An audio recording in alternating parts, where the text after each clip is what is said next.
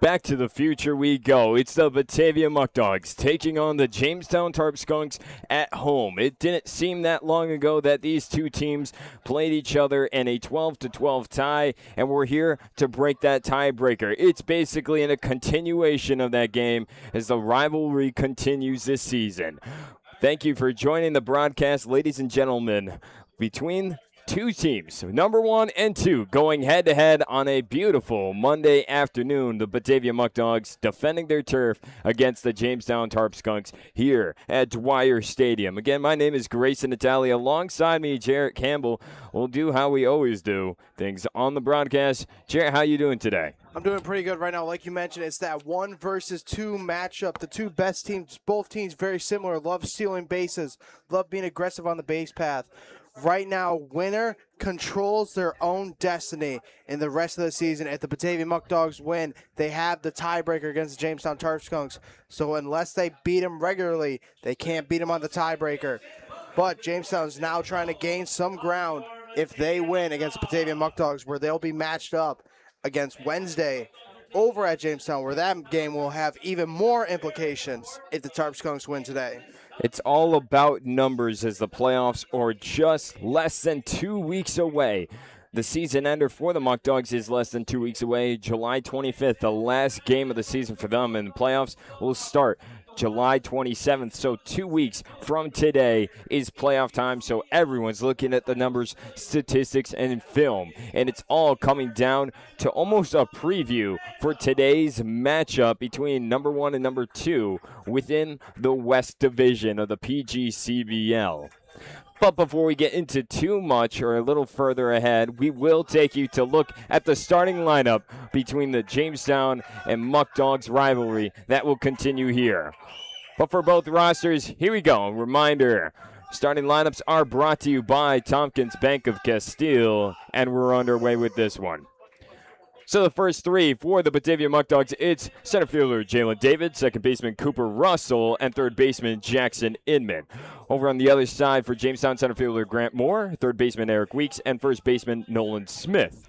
The next four for both the Muckdogs, it's right fielder Brandon Reyna, shortstop Miles Manel, first baseman James Quintero, and designated hitter Evan Brock. On the other side, it's left fielder Anthony Tromer, designated hitter Tom Castello, right fielder CJ Dugan, and extra hitter Paul Dulanto. Next three, we'll stick with Jamestown catcher Branson Lindquist, shortstop Jackson Enders, and second baseman Tito Kiefer.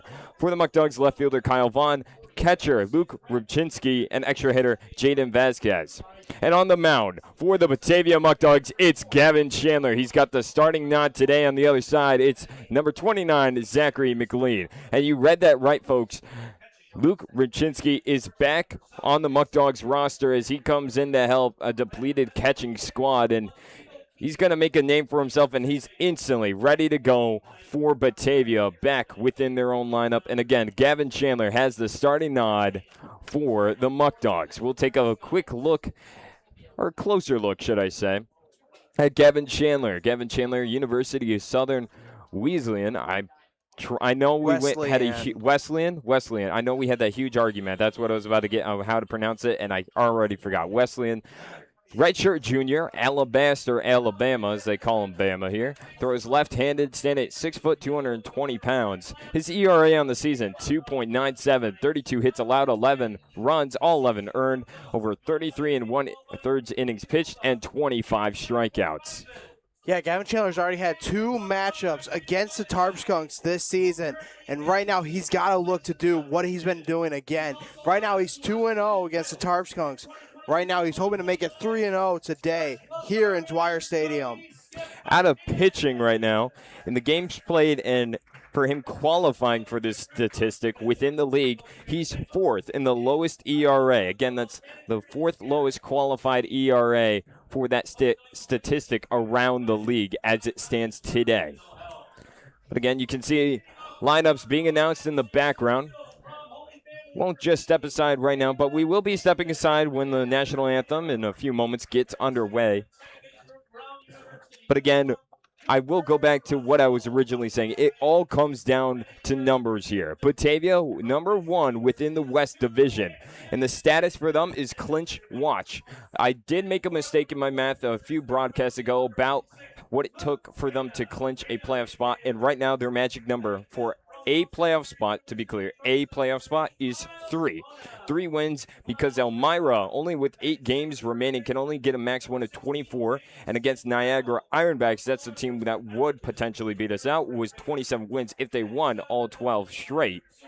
27 wins. So once we get to 27 wins, it's all over because we own the tiebreaker over the Ironbacks. Yep. So 3 is the magic number left for the Muckdogs. They're on clinch watch. So is Jamestown. But again, 2 top of the teams. Everyone in the league is going to be looking at this matchup as it does shake out how things could affect come playoff times and formations of who has home field advantage. Well, because it also impacts even like the actual finals between the East and the West. If the Jamestown Tarp Skunks lose this game against the Batavia Muckdogs, the Batavia Muckdogs will also be first against the Amsterdam Mohawks. So if they win this game, and obviously they got to keep the win streak, they will have full implications for the whole entire playoffs. First game, they will always be home. You are right. It's not only the implications within the West for this matchup, but the East itself, as Batavia has closed in on the Amsterdam Mohawks' lead within the entire league. But for now, we'll step aside for the national anthem, and we'll be back for the first pitch and everything to get underway here at Dwyer Stadium. We'll see you in a second.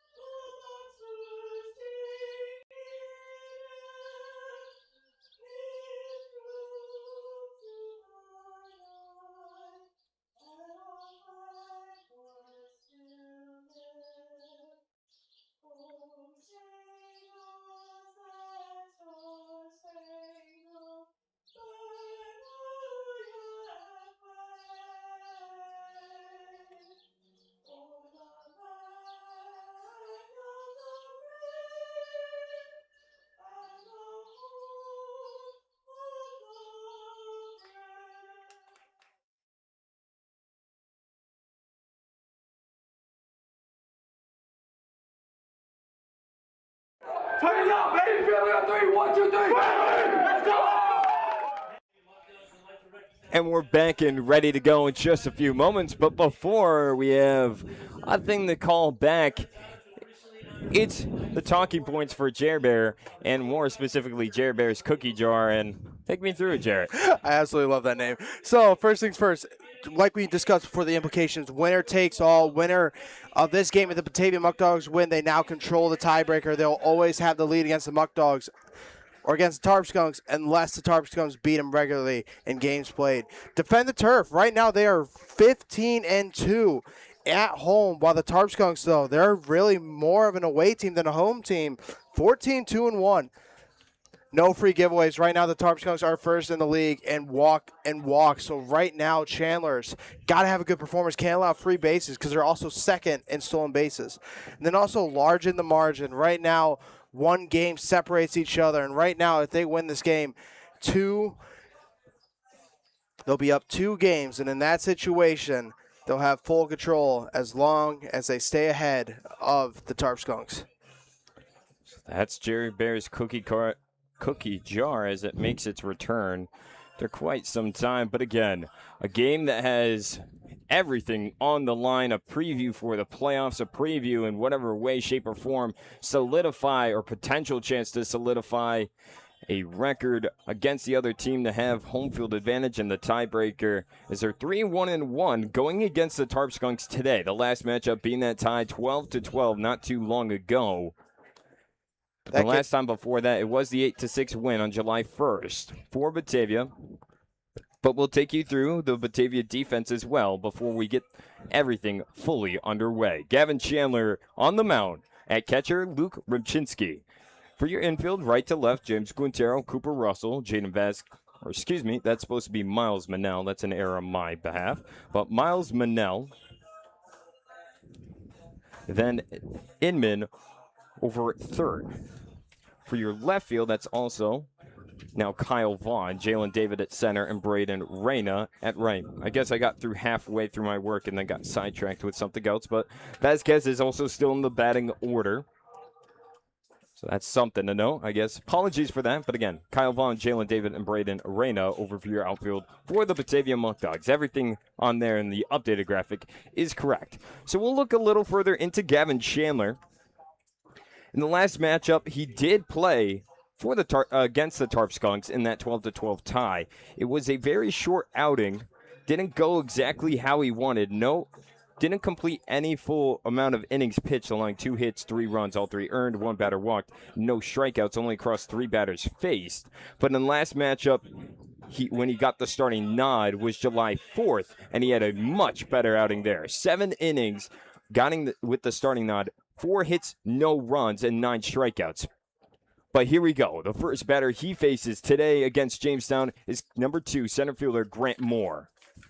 And the first pitch just missed the zone for ball 1. Grant Moore has played in 29 games and starting those 29 games with a 343 batting average, 99 at-bats, 34 hits, 39 runs, 7 doubles, 3 triples, a home run, and 19 RBIs. 2-0 count. Can't punch that one into the top left, just outside. A 2-0 count. Ooh. I thought that was going to be a first. All 3 of these were really tough to start, but a 3-0 count already. The leadoff man, Jamestown, Grant Moore, will be able to shake and bake a streak he didn't like with strike 1. So my pen doesn't work. But 3-1.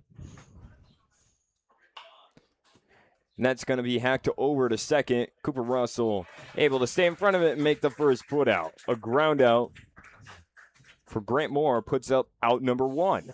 And now to bat is third baseman number 6, Eric Weeks.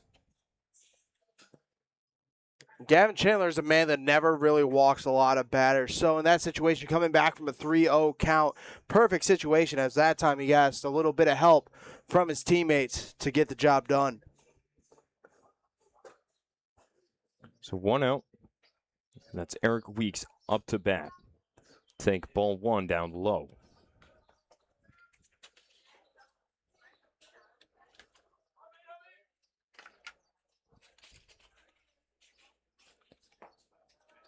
One 0.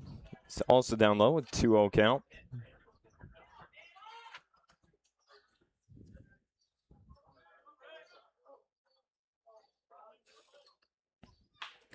Given back to Chandler, but it's going to get through him and through the second base bag for the first hit for Jamestown, courtesy of Eric Weeks. A single puts him on first base.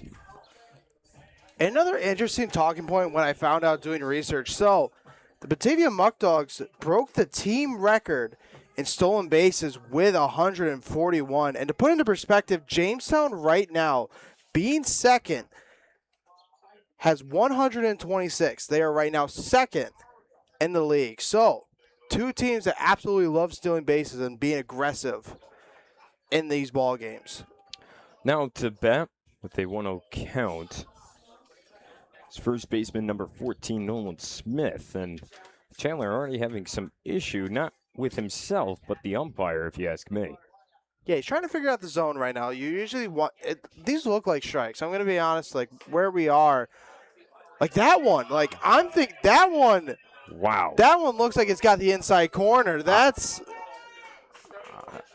I mean, as we heard already on the soundboard, you're killing me, Smalls.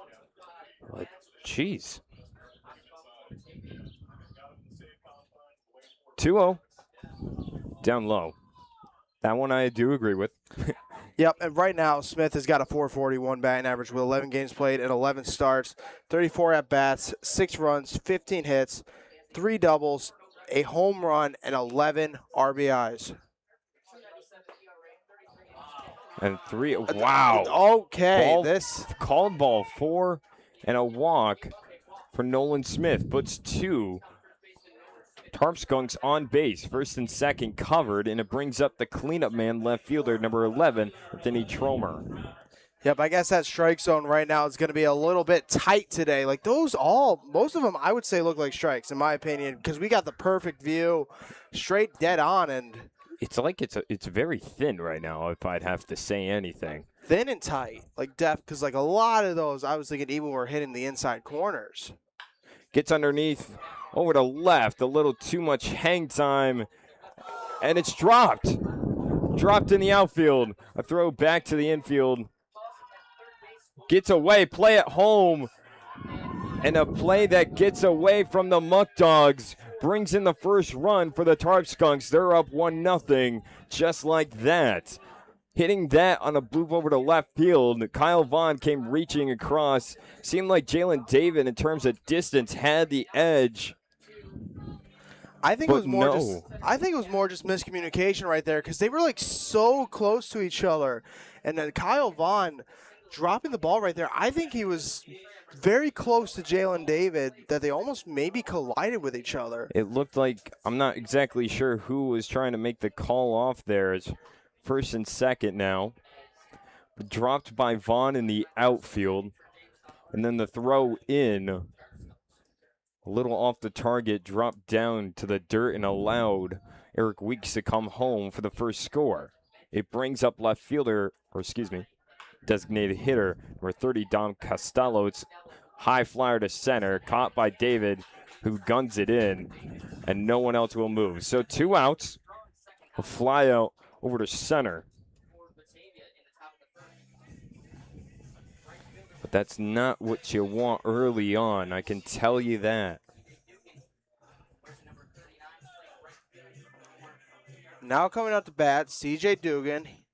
He's played in 24 games and started in 21 with a 269 batting average, 67 at-bats, 18 hits, 18 runs, 6 doubles, and 7 RBIs. Right, again, that's right fielder number 39, CJ Dugan, up to the bat.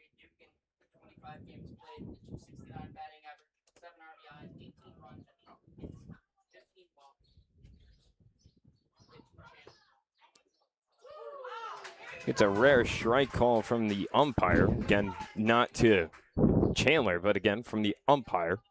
That's me expressing my feelings already, but 1-0 lead for Jamestown. 2 on, 2 outs, following the fly out from Dom Costello. And that's upstairs. 2-1.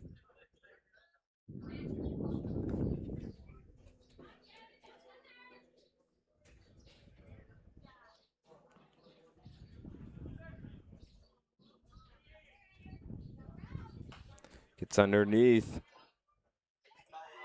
And it's now a 2-2 count.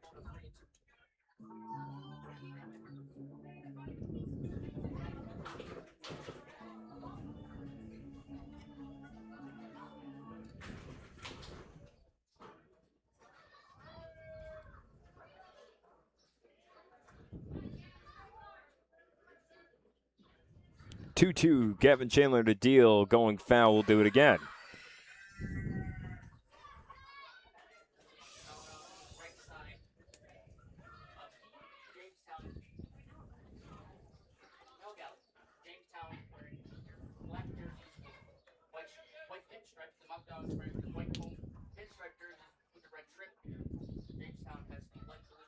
Time called. Umpire.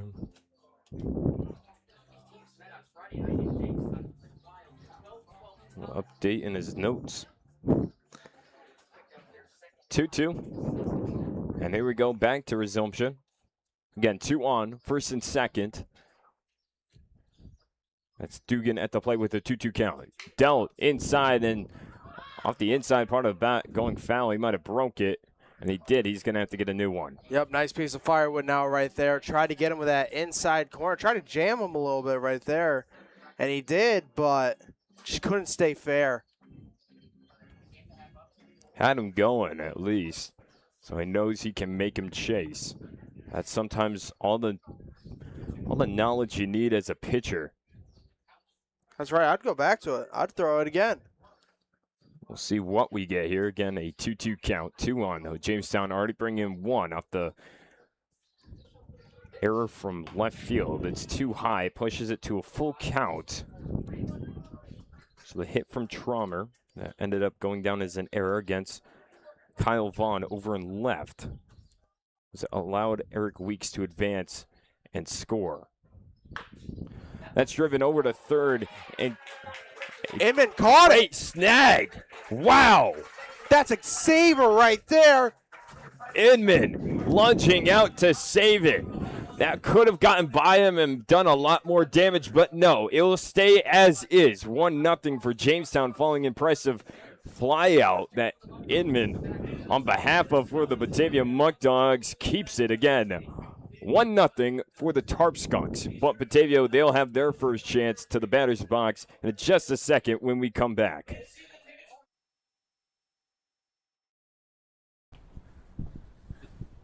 Order for the Batavia Muckdogs. Feeding the pack? Gotta feed the pack. Go dogs. Go dogs. Bad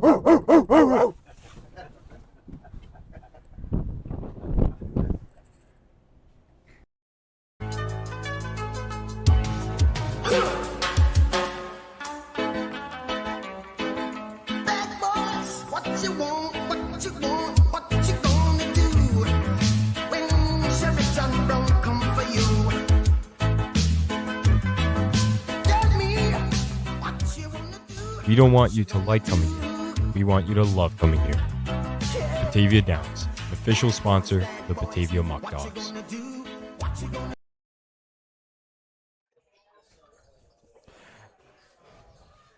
The bottom of the first, right around the corner. And what we'll show you is the defensive lineup for the Tarp Skunks. Again, leading things off will be number 50, center fielder Jalen David. But we'll show you the defensive side of what he will be going against. On the mound is Zachary McLean. Over at catcher, Branson Lindquist. Nolan Smith at first. Tito Kiefer over at second. Jackson Enders at short. And Eric Weeks at third. For the outfield, it's Anthony Tromer over in the left. Grant Moore, center fielder. And C.J. Dugan in right for the Tarp Skunks starting defensive lineup. Again, that will be center fielder number 50, Jalen David, leading things off. On deck, number 1, Cooper Russell over at second, and third baseman number 2, Jackson Inman, who just made that fantastic play to keep it a 1-0 ball game so far early on in this matchup. And Zachary McLean, to talk about him a little bit, he's made 7 appearances with an 0-1 record with a 4.82 ERA, 28 innings pitched, 31 hits, 21 runs, 15 of them being earned, 14 walks, and 34 strikeouts. He leads the team in strikeouts.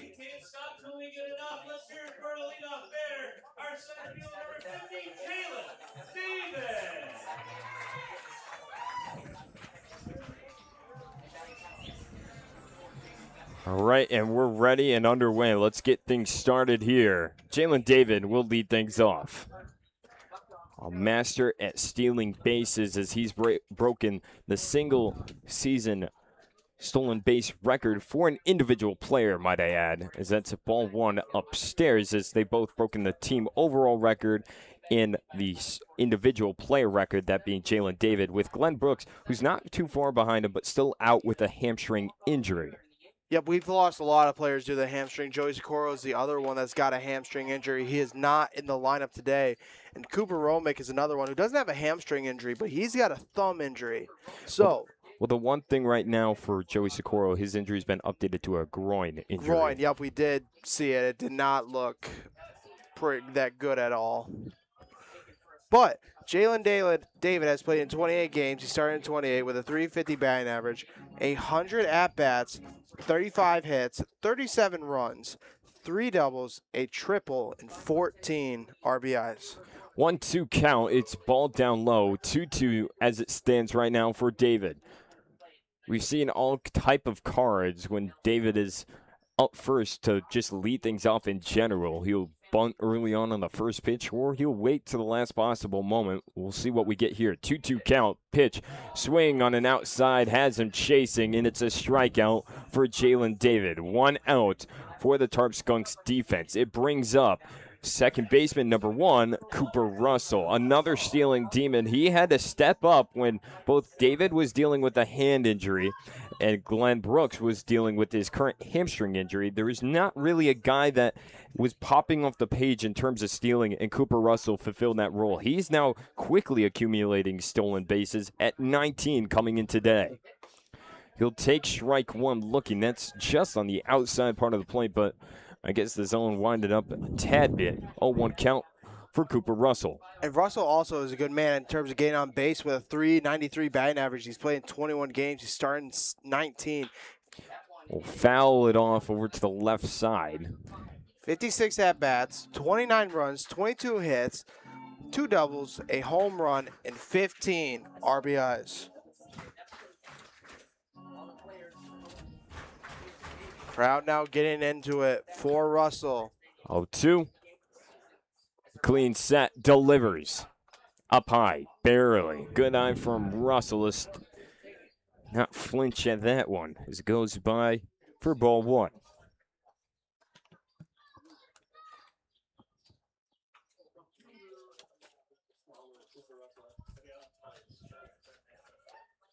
1-2, pitch over to third, and the third baseman loses it for a second. The toss to first, not in time, and Russell gets on base.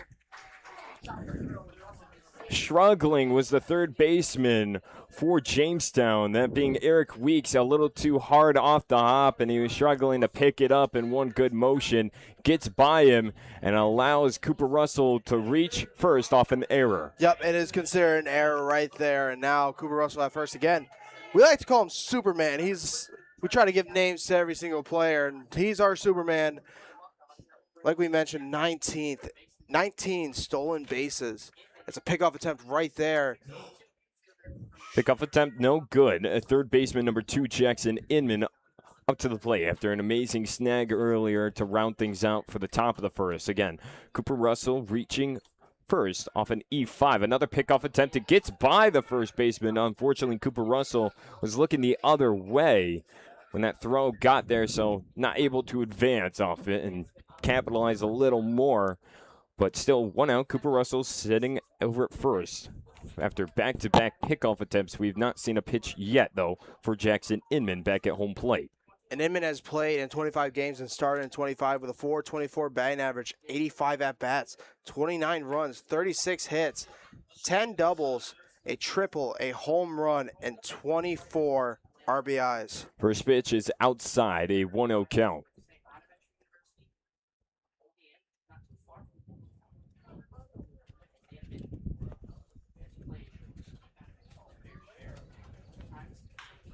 Inman will get a hold of that. It's going to center left. Who's got it? No one. It's all the way to the wall. Inman will advance to second. Cooper Russell getting the signal home. And the throw to the plate is not in time. It's all tied up in the blink of an eye. Inman, his success story now has resumed after a successful outing last night. He now continues on against what was the Ironbacks into today, starting things off with an RBI double. Yeah, and even in that game before the Niagara Ironbacks, he was in a little bit of a slump. He was getting balls in play, but none of them were dropping. Now those balls are finally starting to drop onto that green grass, and right now he's making an impact early in this game. So following the RBI double from Inman, it brings up right fielder number 46, Braden Reyna, in the cleanup position. Reyna, he's played in 3 games, and he's starting those 3 games with a 375 batting average. We've usually seen him in right field in those 3 games. In 8 at-bats, he's gotten 3 hits, 1 run, 1 double, and 6 RBIs. So as that goes for strike one against Reyna.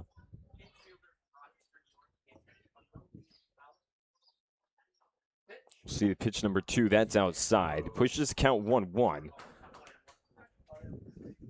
Take a little closer look. The performances from yesterday's matchup, that one being the first 1 o'clock window that we've seen. That was the Niagara Ironbacks across the border last time we had to go over there.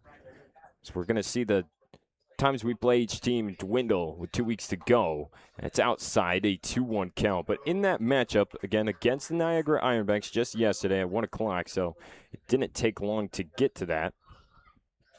It was the 6-2 victory for Batavia. And in that matchup, if we look at Inman, that's what I just want to touch on. He had 3 hits, 3 of 5, 2 runs, and a runner batted in as well. Reyna on the day also performed well. Had his day cut short, only 1 of 2, but 3 runners batted in to start things off. That's ball 3, a 3-1 count for Reyna.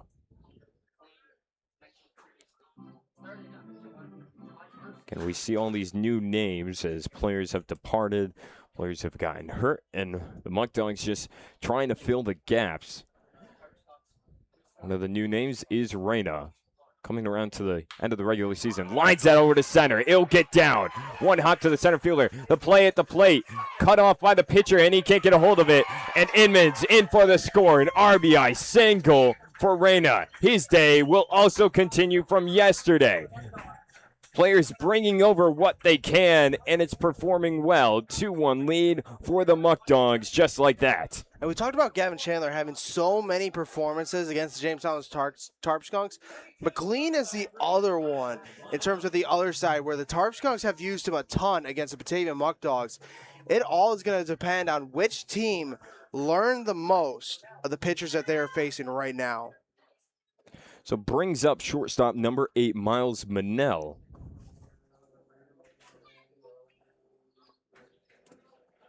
And Reyna standing on first. Manel will take a swing at the first one. It's going over to second base. Bag, a little underhanded toss. Gets the out second off the fielder's choice. And Miles Manel will be safe at first. So 2 outs.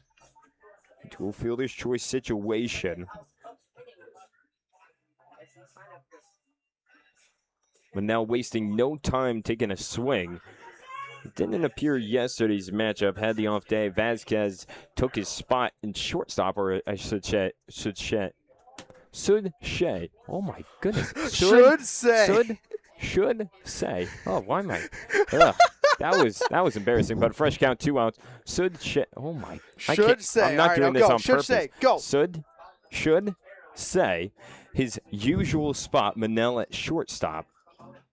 But Vasquez filled in for him. Vasquez now the extra hitter at the bottom of the batting order, and Miles Manel now standing on first following the hit in the fielder's choice. It brings up first baseman number 16, James Quintero, at the batter's box. Following the first pitch off, it's an 0-1 count, and ball 1 outside.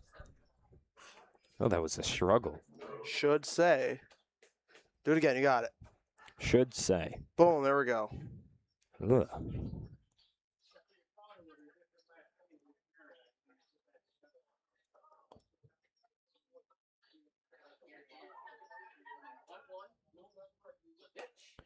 The 1-1 pitch, just missing the zone. It pushes it 2-1. Jamestown, yesterday for them, they played the Auburn Double Days at home, but it was a double header. They were able to get 2 wins, a 5-4 victory and a 9-8 victory, so 2 close ones. Tarp Skunks were able to come back in the last matchup as Auburn was leading by 1 in the second game up till the 9th inning. So that's in there for strike 2, a 2-2 count against Quintero, but I mean the Tarp 7th Skunks, inning. it's 7th inning, you are correct. And as well as the first one where Auburn was leading 4-1, and Jamestown put it 5 in the bottom of the 7th to take the win there as well.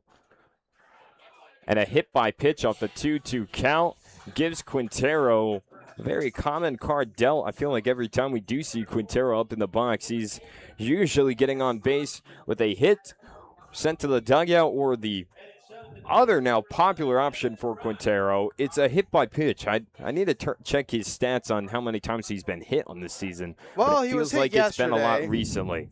He was hit yesterday. He didn't play the last 2 games. Yeah, we're on 3 games straight right now. Let's keep going. Let me play that game.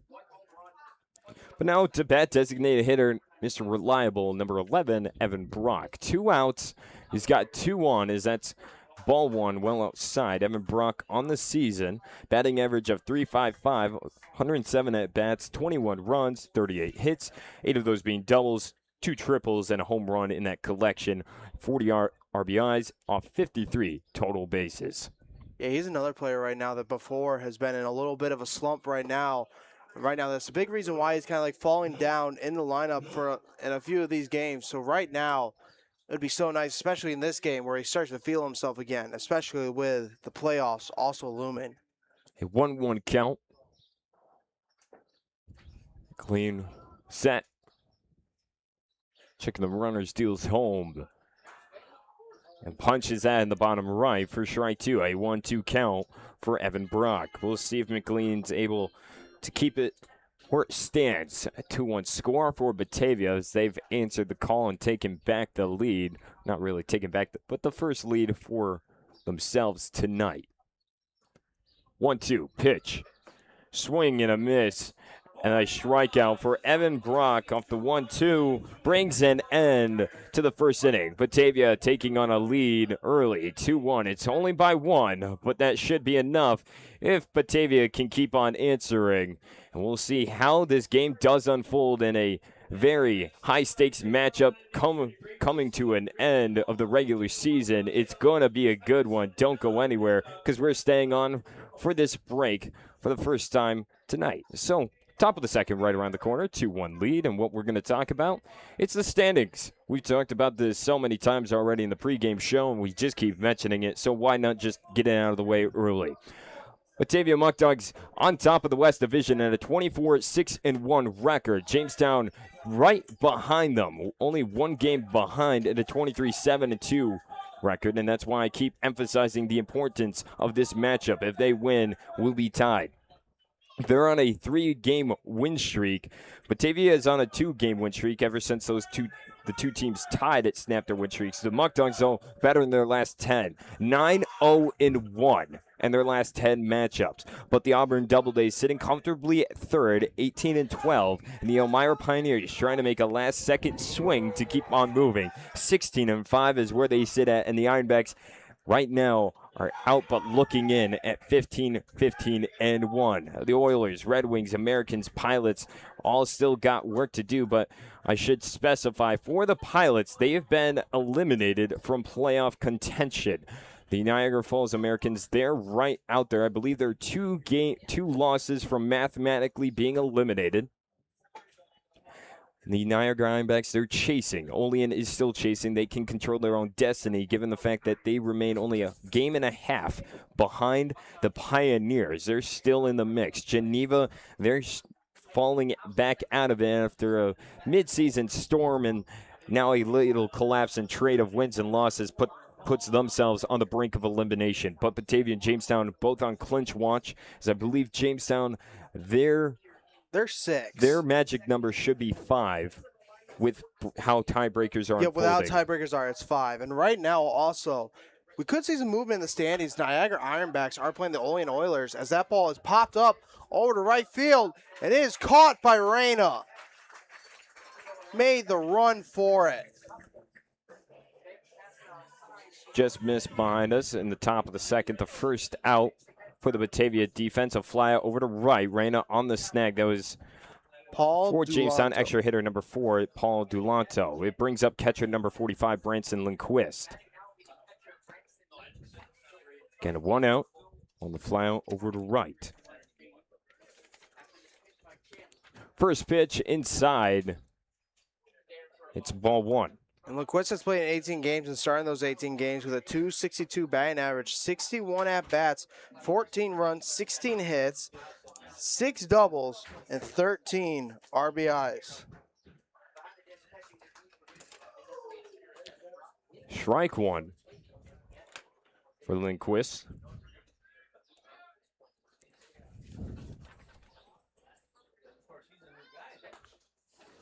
I'll take ball 2 in this count outside.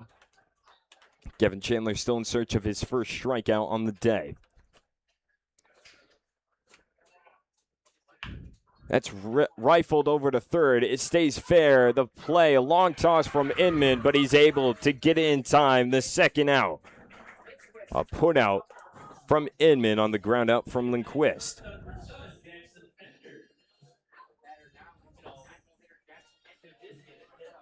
Now Jackson Enders is now up to bat. He's played in 23 games and started in 14 with a 189 batting average, 53 at-bats, 12 runs, 10 hits, 3 doubles, and 2 RBIs. So a swing and a miss for shortstop number 7, Jackson Enders. It's an 0-1 count. 2-out situation on the flyout and ground out. Pitch from Chandler is chopped over to Manel. A throw beats out Enders as well. 3 up, 3 down in the blink of an eye. Just like that, the top of the second has concluded. 3 outs for the Muckdogs defense. Hitting that over to Miles Manel over at short. With that, to the bottom of the second we go, and we were just talking about the standings and what we saw in Batavia. They're making a good case to move it forward, but for now, we'll step aside and we'll be back ready for the bottom of the second when baseball is back and ready for us. I'd like to withdraw some muck bucks, please. Muck bucks? Realistically, I can't withdraw muck bucks here. But what I can do is do all my banking through Tompkins Bank, the official sponsor of the Batavia Muckdogs. I gotta get back to picking up my muck bucks. Here in Batavia, hard work and community goes hand in hand. That's why the Batavia Muckdogs are a proud partner with Farm Credit East, helping support the people of Western New York grow.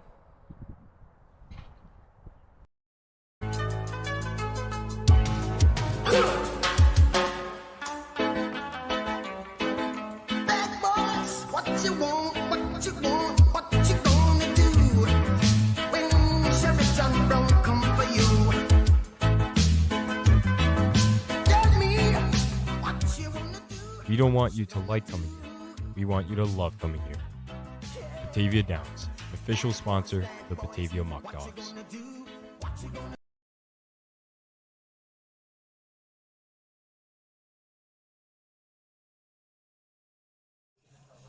The bottom of the second is finally ready.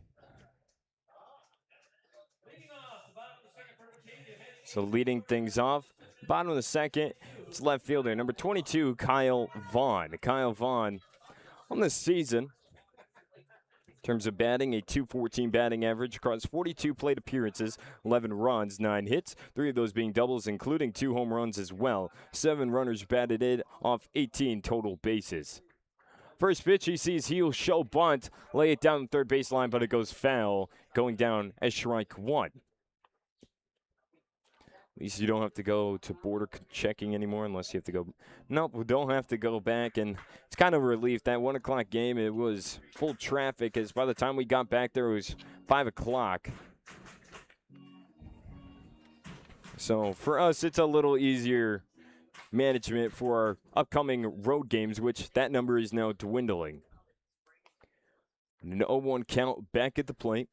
Kyle Vaughn showed bunt in the first attempt, won't hear as it's outside for ball 1, a 1-1 count.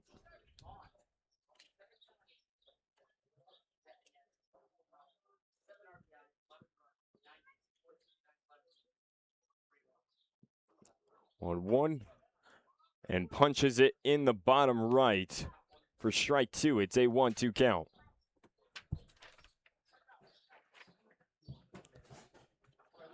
Kyle Vaughn, a native from Bradenton, Florida, then in the State College of Florida. Swing and a miss on the 1-2.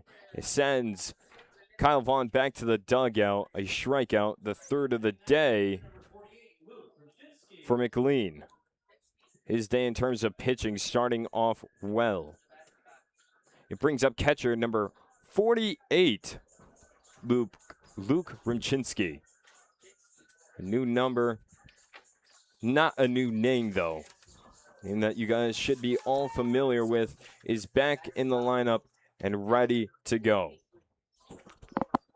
This is his first in-league game right now. Usually we saw him a ton in the Buffalo Diesel games.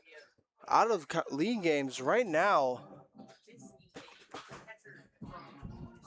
As that goes for strike one, it's because his data has been unsaved. Right, yep. That's why you're not seeing any stats. But 0-1, down low, a 1-1 count. So it's almost like a fresh start in terms of stats for Rimchinsky. Back on the squad for Batavia.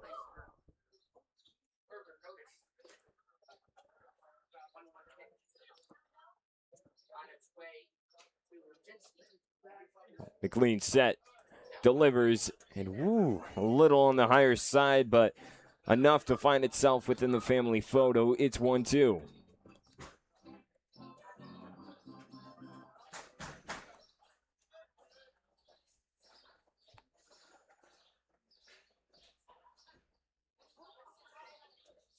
One, two.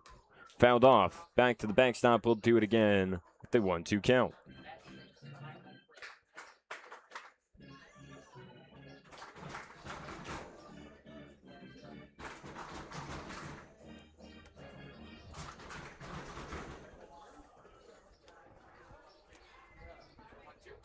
One, two, set. McLean delivers, and it's not going to punch its way in, just outside. 2-2 for Rimchinsky.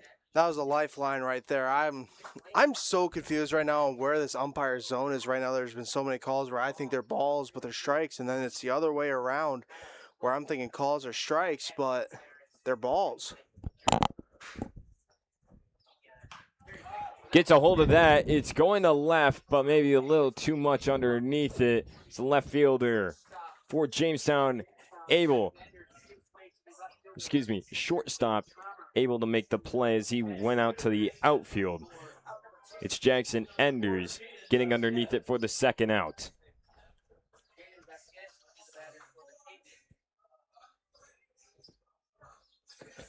So it brings up for Batavia with a two-out situation, the last man in the batting lineup. It's extra hitter number 4, Jaden Vasquez. So the guy who replaced Rimchinsky in terms of his number, should I say, not his position. Not really replacing him at all, just the number. He took his number as Rimchinsky departed, and now he's back on. So Rimchinsky got part of his number, times 2. Basically, I'm not sure if that's what he intended, the 48. Vasquez number 4 off an 0-1 count. Well, check swing doesn't go. It's outside a 1-1 count. And Vasquez has played in 6 games. He started in 6 with a 4.44 batting average with 18 at-bats, 6 runs, 8 hits, 3 doubles, and 6 RBIs. Check swing won't go. It's strike 2, though. Vasquez, a native of Harbor Straw, New York, from the College of Hofstra University, sitting at 5'11", 109 pounds, joins the Muckdogs as a shortstop and second baseman. The 1-2, he'll get underneath it. It's going foul. We'll do it again.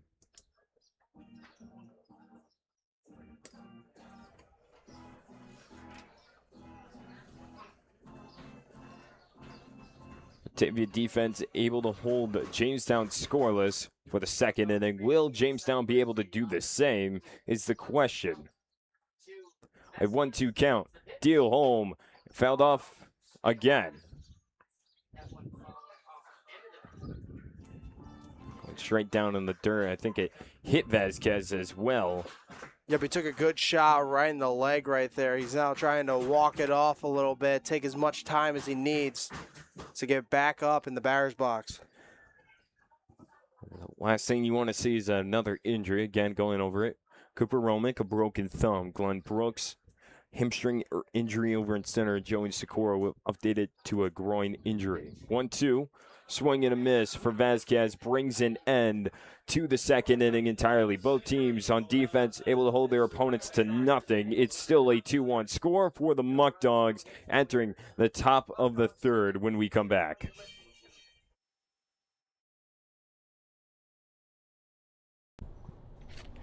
I'll take 1 million beers, please. Nah, man, we don't have that. Here, try this. What's this? This is beer from Eli Fish, the official sponsor of the Batavia Muckdogs. That's unbelievable. Thank you. No problem, man. I have what he had.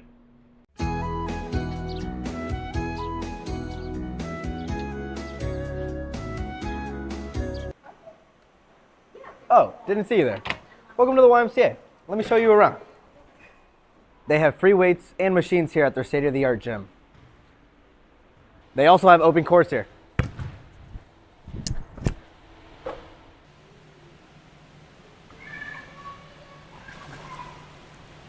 And after all those activities, you can come to the pool and cool off. Remember, folks, you can find all these activities here at Glow YMCA, Genesee County Branch.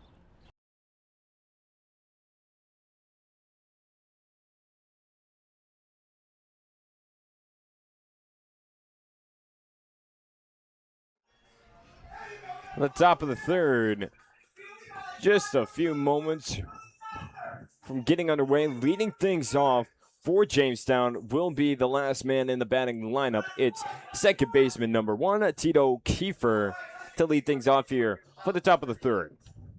Kiefer on the season coming up to the plate in terms of stats. So I lost my notes. There it is. Tito Kiefer coming up to bat. 302 batting average across 63 plate appearances with 15 runs, 19 hits, all of those being singles, 11 RBIs on 19 total bases. You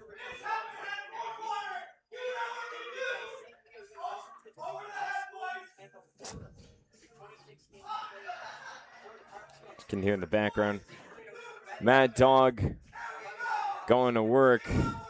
He's got a game for him.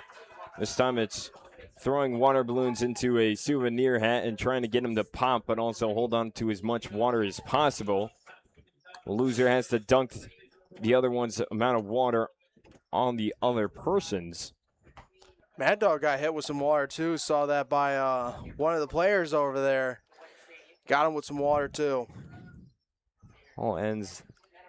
All that plays well ends well. A 1-0 count back at the plate. Gavin Chandler up there it stays fair right over the third base bag all the way to left field. Going to is Kiefer. Vaughn on the collection, but it's a little too late. Kiefer reaching second base to lead things off for a positive note for Jamestown.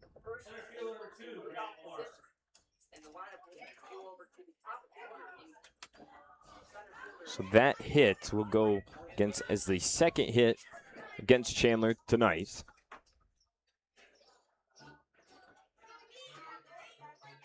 It's Gavin Chandler, a throw off just to avoid a balk, or not exactly sure. Time was called. I wasn't really looking up, so apologies for that. Just looking down at my notes. But nothing changes. It's a man on second. That's Kiefer. And back to the top of the lineup we go for Jamestown at center fielder number 2, Grant Moore. Grant Moore right now, he leads third, actually, in RBIs. And that's a bloop over to left. Shallow left. It gets down in the outfield grass. Scooped up by Kyle Vaughn. Kiefer going home. The throw at the plate. It's on time, but not on mark. It gets past Rimchinsky. Going third. No, held up at second as Chandler able to collect it at the backstop. But it's all tied up now just like that for Jamestown. It's 2-2 apiece. A bloop right over the head of Miles Manell at short. He couldn't back up enough. Lands in the outfield grass, collected by Kyle Vaughn. As Kiefer got the signal home, Vaughn trying to get it there. It's a little out in front of the plate. Rimchinsky tries to collect it. It would have been someone on time, but I still think Kiefer would have been safe. But it goes through the legs of Rimchinsky, and as well, Grant Moore advances to second off that. So swing on the first pitch for Eric Weeks is going out to right field. Will it stay fair It won't be. It's foul, but caught. It's caught. It's caught. A good snag by Reyna over and right, sliding on the dirt. What a play there for 1 out. The boys are out there making plays right now. Making some diving plays right now. I know, Grayson, the sun is also definitely playing a factor right now. I'll be honest, I'm starting to lose the baseballs in the sky, too. Might need some glasses, too, if you know what I'm saying. So that goes fouled out. Caught by right fielder. Brandon Reyna. As everything's just unpacking in the blink of an eye right here for the top of the third. It's tied 2-2. Now standing on third is Eric Weeks as he was able to advance.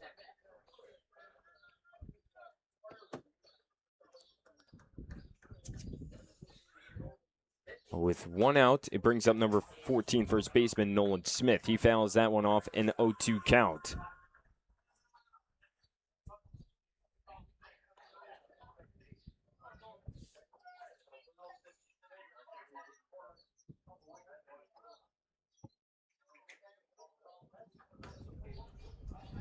And the 0-2 is now 1-2, just too low. It's now a 1-2 count. Both Moore and Weeks swinging on the first pitch. Kiefer going off the second. They're moving quickly in terms of trying to connect to any pitch Chandler deals. 1-2. It'll be sent back to Chandler. He can't keep it. It goes past second base to the outfield, and a base hit for Nolan Smith brings in a runner. RBI single on 1 out. Takes the lead for Jamestown's favor. Now they lead 3-2. Yeah, right now it's just going to be one of those games where hits are going to just be flying right now. Both pitchers have pitched against each other before. Zach McLean has pitched in games against Batavia. So has Gavin Chandler. Both teams have figured them out as they both pitch against each other twice now. We'll see who can adjust with it first and keep these runs going and the momentum also in their favor. Left fielder number 11, Anthony Tromer, fouling the first pitch off. So again, 1 out.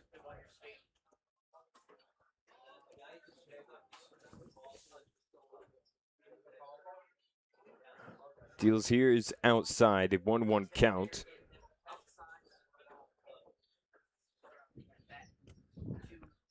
But 3 hits are already here in the top of the third for Jamestown. He's allowed them to score 2 runs. This pitch inside, swung, fouled off, 1-2.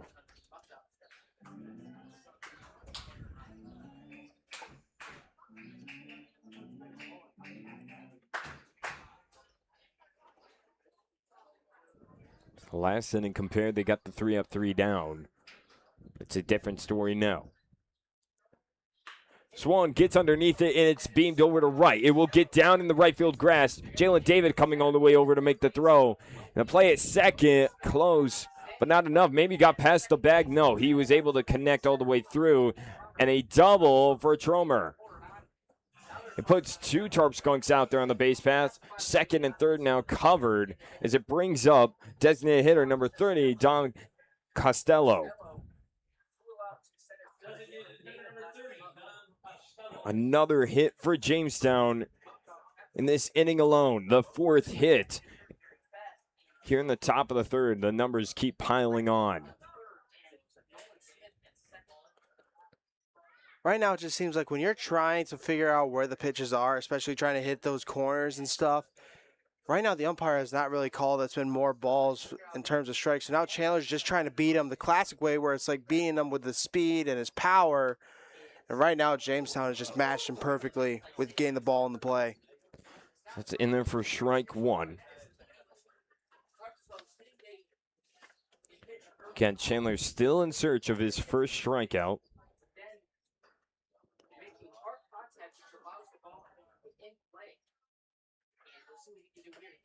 As that's going foul in an 0-2 count.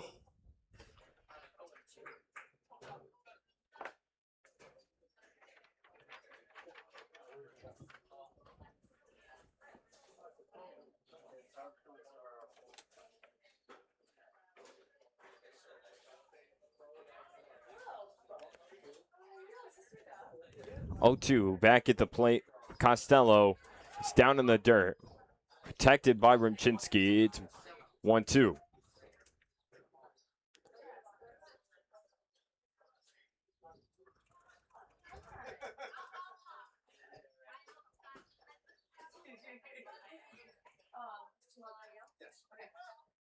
Kevin Chandler taking his time out there on the mound.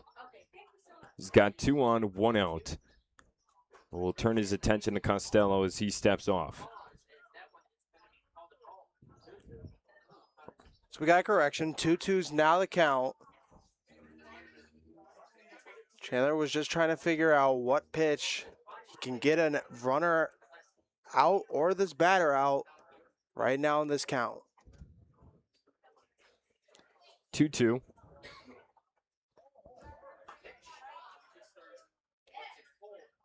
And that's outside. Won't punch that in the bottom left. Off the deal, it's full count for Costello. Fly out in his first plate appearance over to center.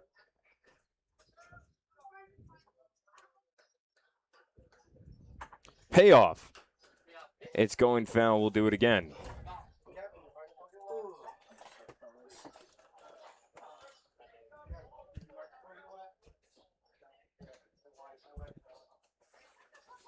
Long at bat here. Chandler making sure he's got what he likes whenever he deals.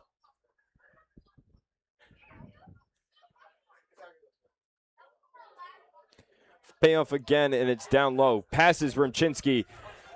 And a little hesitation from Smith. I don't think he was ready for or noticed it right away. Chandler crashing in, and he stays at first. But a walk loads the bases now.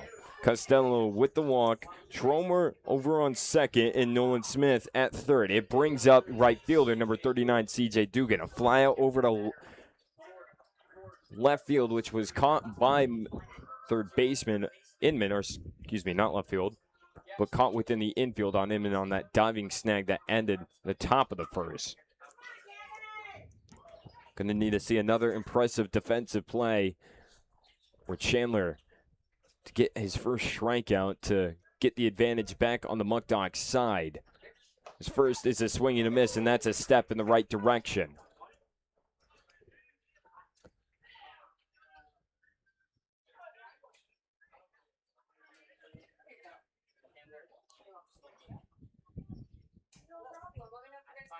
A 1 count. Chandler deals. It's going foul. Another step in the right direction for Chandler and the Muckdogs defense. Now you want to attack me. You don't want to play around a little bit here. You got that 0-2 count. Use that to your advantage. Try to get your first strikeout in this game. 0-2. Chandler on the deal. Inside, down low. Blocked down by Rumchinsky. It's a 1-2 count.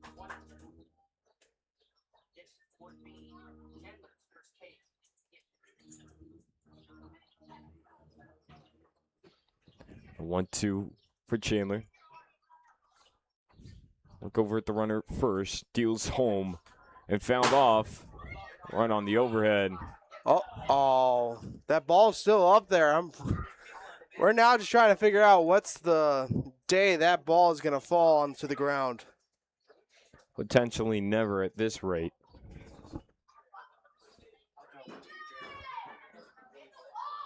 A 1-2.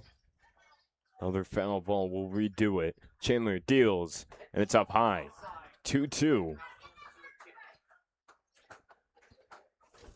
So had the 0-2 count.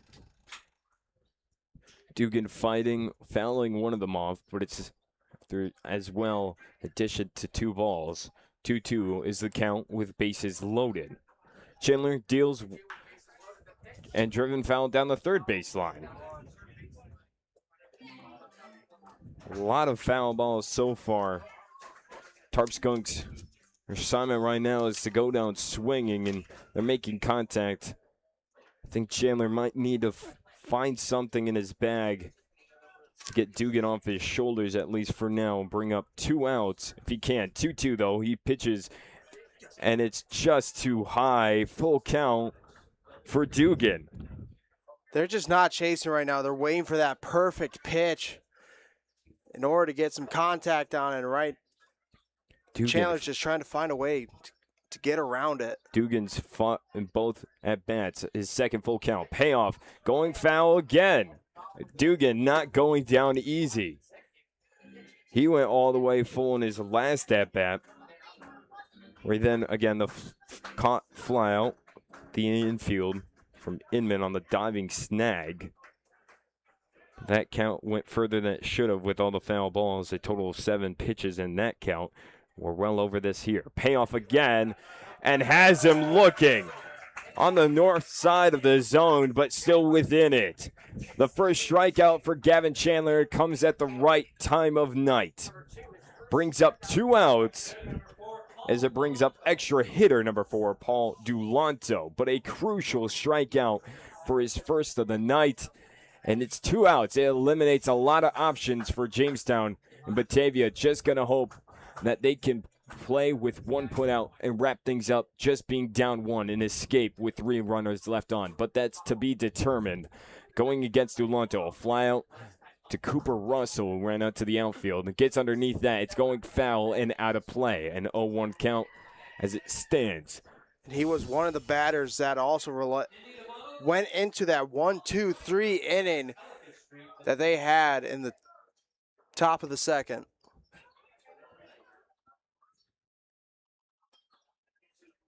Infielders playing on the grass. 0-1 and fouled off. So back-to-back foul balls. As you can see, Tarp Skunks, the box, they've been able to get some pitches that they like to go swinging, but so far they haven't had the contact they want. They did earlier. I mean, they still do have 5 hits early on, but should I say there's been a lot of foul balls for a lot of at-bats. So while they are getting hits in the end, they are going swinging there, making some good contact, and it's just a question of, will Chandler be able to come up with an answer? The 0-2, and has him looking. So there's your answer. You get back-to-back strikeouts, and he might have done it on cue. It brings up 3 outs at top of the 3rd. Jamestown was able to bring in 2 and take back the lead. 3-2 is the score. But Batavia closes it on a high note. Back-to-back strikeouts for Gavin Chandler. His first 2 of the day. An important time there. 3 runners left on for the Tarp Skunks as Batavia will now need to come up with their own answer. 5 hits for the Tarp Skunks, 2 for the Muckdogs. 1 error on both sides on defense. And for now, we'll also stay on air. We'll take you through an easy go here. Go a little off the game and go through the schedule for the upcoming next week worth of games. So tomorrow, it's at Niagara Falls on Tuesday starting at 6:30. Wednesday at Jamestown, their last matchup of the season, going head-to-head at 6:30. Should I say regular season, as these 2 teams are on, right now, a hot train track to heading into the playoffs to maybe have a clash there. But time will tell, and we're not going to get ahead of ourselves. At Olean on Thursday, then versus Olean back at home on Friday. Saturday at Elmira. Then Sunday versus Niagara Ironbacks at 4:05. A correction from the last broadcast, 4:05 on Sunday. A day off to bring a long 13-game stretch to an end for the Muckdogs and their players. But Monday off, Tuesday, it will be the last few games that you see of the regular season. That session will start off against Newark here at home at 6:30. That's your next week worth of games here for Batavia. They got a good mixture of opponents they haven't seen in quite some time. That being, really, should I say, away at Elmira and against Newark. Those 2 teams haven't collided in quite some time as they go for another rematch, as Newark did get the win in their last matchup all the way at Newark. 15-8 was the final score. And also, they haven't played Olean in a while because we can't always forget they had those postpones in those last 2 times they were supposed to face each other. So now it's gonna be the first time in a while, especially going to Olean, where they have that stadium where it's grass in the infield and then it's just dirt on the plates. So the bottom of the 3rd, we're ready and underway. And leading things off for Batavia, we're back to the top of the order. It's number 50, Jalen David. He'll take strike 1 looking.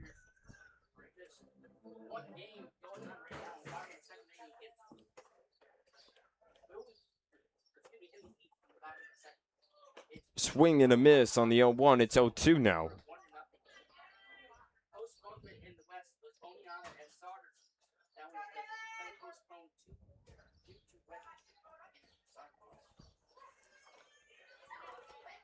Oh, 2 count for David. The pitch. And got a definite lifeline right there. Started off high, dropping down, and David's going to get a nice call in favor of that. 1-2. Clean, ready to deal. Back to David. He does, and punches it in the bottom right. Has David looking. David 0 for 2 now, striking out both. It brings up second baseman Cooper Russell. He was able to reach first in his first plate appearance by an error from the third baseman of a heater. But again, 1 out, and Cooper Russell up to bat. Cooper Russell, a native of Lakewood, Ohio, just committed recently this spring to Brown University, standing at 5'7", 160 pounds. It's the first one, the same exact spot at the bottom right, a favorite location for McLean to lock in the strikes early on in this matchup. We always like to talk about Quintero getting hit by pitches and stuff. Quintero has 7. You want to know who's in the lead? Who? Man at the bat right now, Cooper Russell. He's got hit 11 times so far in this season. He leads in hit by pitches. So he's been going in the ice bath a little bit more than our boy Quintero. 1-1 count. He'll get underneath it. It's just pop fly. Just foul. A little late hesitation call there, but it's going foul. Infield umpire making that call just out of your screen. Just foul. It did go down on the grass. No one was able to make a play on it. So back to the box we go, a 1-2 count.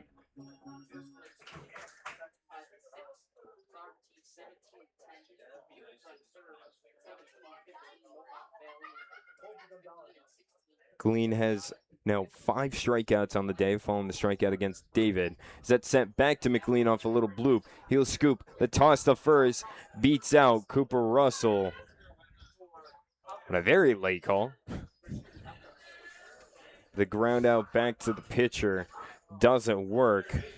Brings up third baseman number 2, Jackson Inman. 2 outs, an RBI double in his last at bat. Let's see if he can stay hot. Because yesterday, again, 3 of 5. As he's found some fire underneath himself.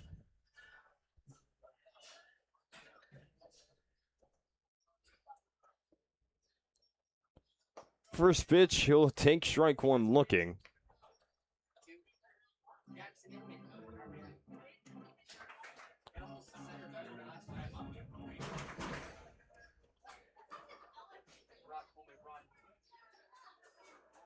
Yo, 1 outside, 1-1.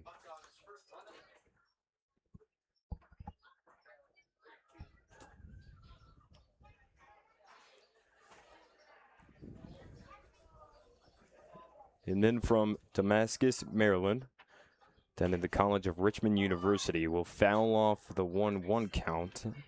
It's now 1-2. Standing at 6'2", 200 pounds. His sophomore year. Like me, similarly, left-handed batter, but a right-handed thrower. He's got a 1-2 count back at home plate.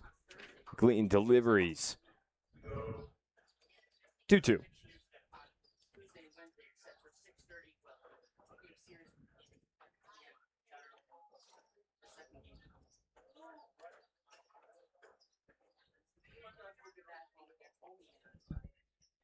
The 2-2 swing and a miss for Inman. And another strikeout for McLean, his 6th of the day. Brings an end to a quiet bottom of the 3rd for Batavia. Jamestown now having their 1-run lead in their favor. Entering the top of the 4th. We'll be back in just a second to continue on here on the broadcast when we come back for more baseball.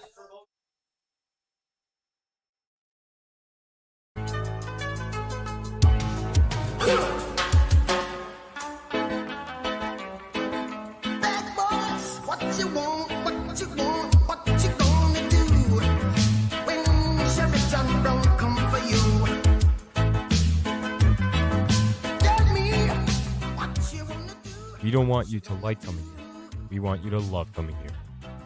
Batavia Downs, official sponsor of the Batavia Muckdogs.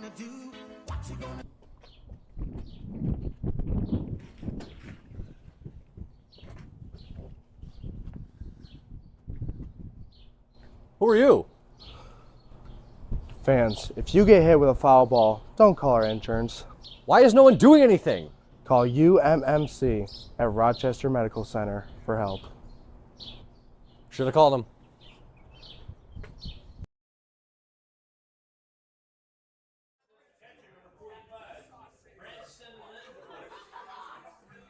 We're locked and loaded for the top of the fourth. Leading things off for the Tarp Skunks, it's catcher number 45, Branson Lindquist. Ground out over to third. His first plate appearance.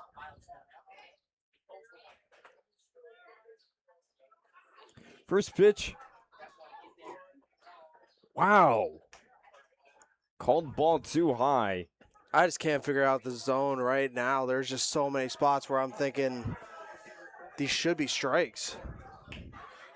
On the inside of the part of the bat, it's going over to left field. It will get down in front of Kyle Vaughn and will lead things off for the Tarp Skunks. Another hit.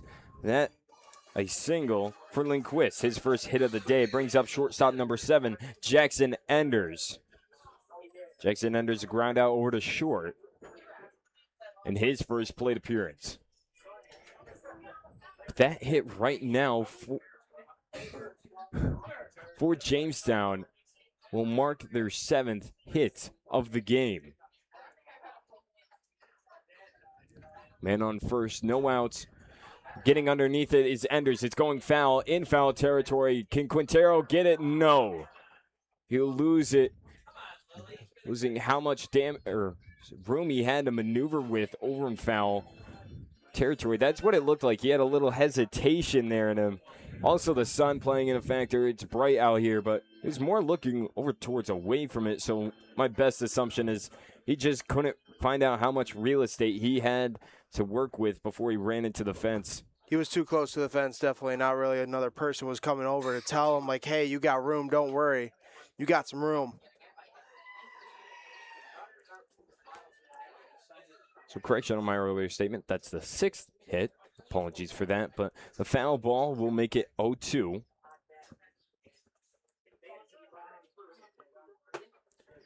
Deal home, getting underneath it again. This one's just within the infielder, just on the outfield grass, over and right, and caught by Cooper Russell.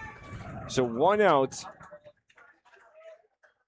for the defense. That's the worst part, where I lose the ball just above us over on the concourse, and I can't see if it's in the infield grass, but just shallow enough where Cooper Russell can just take 2 steps onto the outfield grass, make the put out, 1 out. It brings up second baseman number 1, Tito Kiefer, a double in his last at-bat to lead things off for a good inning for the Tarp Skunks, where they took back the lead.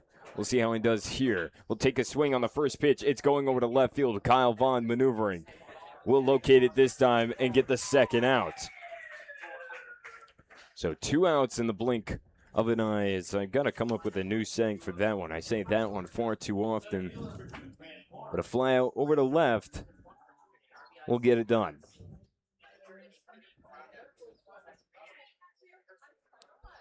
So back to the top of the lineup we go. It's Grant Moore, center fielder. He's 1 of 2 on the day. A ground out over to Cooper Russell, and then an RBI single in his last at-bat.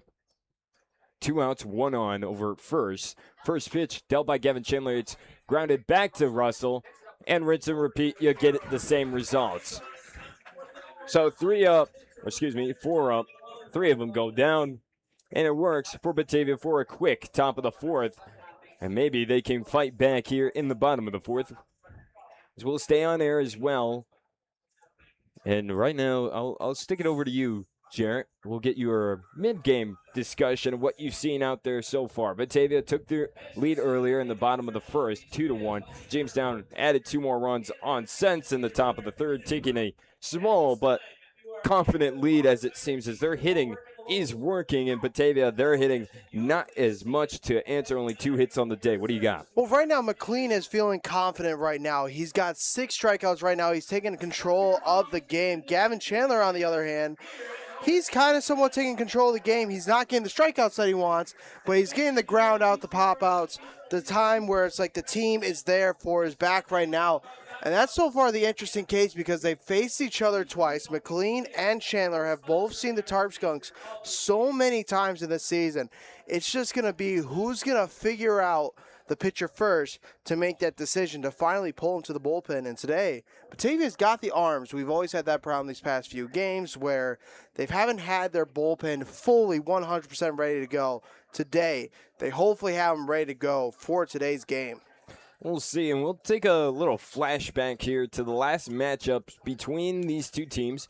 The record for Batavia, again, 3-1-1. The first time they played was June 3rd. That was only the 4th game of the season. And in that, Jamestown was able to take home the win in extra 7-6 on Dwyer Stadium, one of the few losses that Batavia has suffered at home. That was their one other half of their 2 losses on the season at home. That one just coming the day before against Olean. But the match following that, June 11th, 10-6 win back at Dwyer. And you had a long time off between the two teams. And June 25th, a staple win at Jamestown for Batavia. They take home a win by mercy rule, 15-5 in 7 innings. And then following that, another matchup, 8-6 was the win on July 1st. And the last matchup, of course, you know it all too well, the 12-12 tie back at Jamestown. Leading things off here in the bottom of the 4th for Batavia, it's number 46 right fielder, Braden Reyna.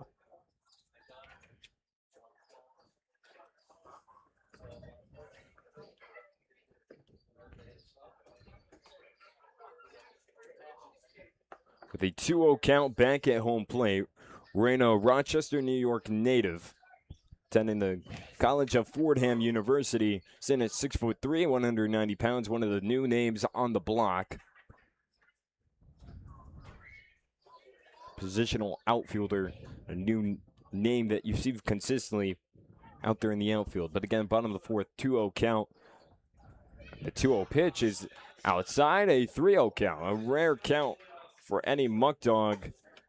Most of the time they have gone battling. Reyna an RBI single in his last at-bat. We'll see if he gets the green light here to challenge McLean. And he won't, and it's the right decision as it's ball 4 outside. A quick walk for Reyna.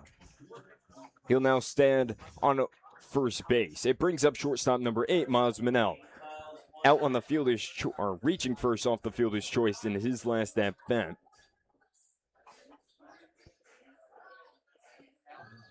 That walk will be the first one dealt by McLean. His strikeout total currently sits at 6. He's done well to open things up, opening things up here more specifically for the bottom of the 4th. It's a walk and the first one. Manel back in the lineup today, as mentioned before. Was not in the lineup yesterday. That's well outside. Ball 1. A good block down by Lindquist to get up and moving and stay in front of it.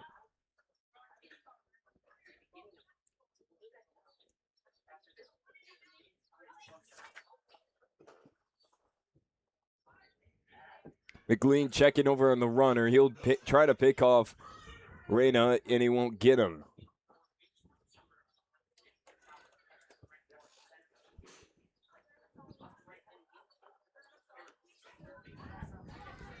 Another pickoff attempt, same results.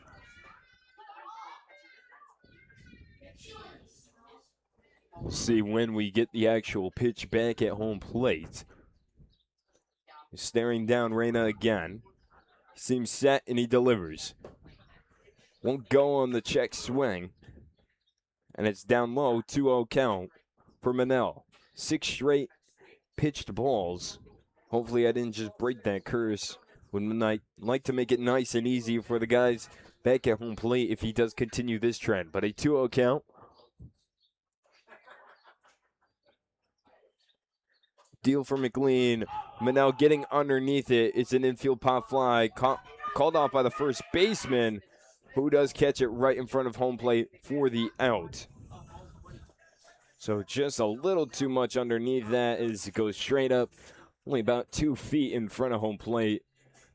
On the play for Jamestown, that's number 14, Nolan Smith, crashing in and calling off everyone. But 1 out as it stands, Reyna on first, and James Quintero up to the plate. Hit by pitch in his first at-bat. We'll see what number 16 can get done for Batavia. They need to try to tie things up, or at least take the lead. That's the most positive, but why not work on one task at a time? First pitch. Ball 1 blocked down by Lindquist. He gets away from him for a second. But Reyna's still stationed at first. He's not going anywhere.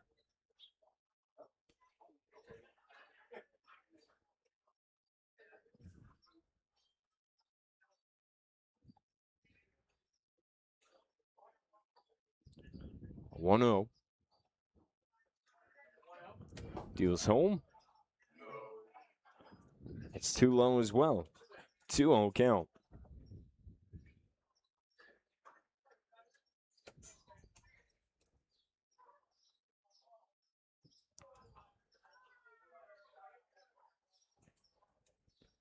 Again, McLean trying to pick off Reyna. It's no good. We'll see how long this trying to continues.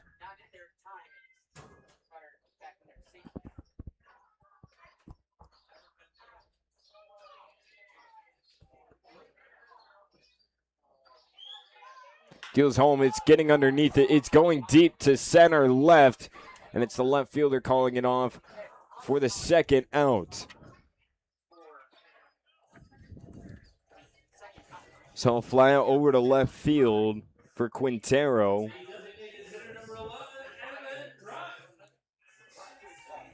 It brings up designated hitter number 11, Evan Brock, a strikeout in his first plate appearance. We'll see if he can get back into motion. Like you said, Jarrett, a little bit of a hiccup to his own plans. Past few matchups, in terms of hitting, not the stats he's going to want to read out loud. As he tries to find his groove, swing and a miss. McLean has gotten very comfortable with that first pitch slider that just constantly goes down in that outside corner. Right now, the batters have just not figured out how to get a piece of it. All right, McLean being ahead in the counts, but Brock will rifle it over to center. Right, it's going all the way to the wall, getting the signal home is Reyna. He's going. Brock held up at 2, and no play at the plate as it's bobbled by the cutoff man, but it doesn't matter. Everyone will stay where they are. But the 2-out double from Evan Brock ties things off, and right there, he's back in momentum. The RBI double all the way deep. Lined it over to center right. It gets down shallow and takes a nice little trip and sits vacationing all the way at the wall. It took a long time for anyone to collect it. Because of that, Reyna gets the signal home all the way from first and ties it up 3 apiece between the two teams. Left fielder number 22, Kyle Vaughn, up to the plate. Strikeout in his first plate appearance. And if you can't hit the slider, sometimes you just got to wait for that old, classic, perfect fastball that you just got to find in terms of contact. As check swing right there for Kyle Vaughn, called off by the umpire. So won't go on the check, ball 1.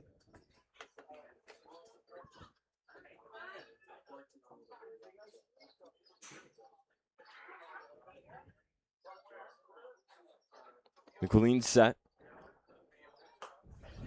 That's outside, 2-0. So a number that now does increase for Evan Brock, as mentioned in yesterday's broadcast. Keep wanting to say last night's, and I'm just by doing that by habit, given that most of our games starting in the afternoon, but 1 o'clock window, so that's not true. But last afternoon, we mentioned that Evan Brock has broken the single-season record for Batavia in terms of RBIs, and he adds another one to his name following that double. 2-0, swing and a miss for Vaughn. It's now 2-1. That one dealt low. And on the season, in terms of league leaders, for Evan Brock, he leads the entire league at 40 off 30 games. Behind him is Rivera at 38 for the Amsterdam Mohawks. For the Tarp Skunks, you have Eric Weeks. 27 games, he has 37 at third. The 2-1 is now 3-1 as it's outside. So an interesting count An unlikely one for McLean is, again, as I was trying to say, he's usually ahead in these counts. But this inning right now, maybe seeing a slight change, or the Muckdogs are getting a little more used to what they're seeing and not going to chase too often. 3-1 count as it stands. Evan Bronk leading off, deals home, and just in there at the bottom half of the zone for strike 2. It's a full count once more. Or should I say the first full count for McLean that he faces tonight. Full count, payoff. Getting underneath it is Vaughn. And it's going foul. He lost power in that swing. I don't think he liked it. Was going to try to bring it back, but it's all too late. But for him, he'll get another chance, as it is foul. Went down on the low end to connect with that baseball. It's just a slider right now that's really making these batters struggle.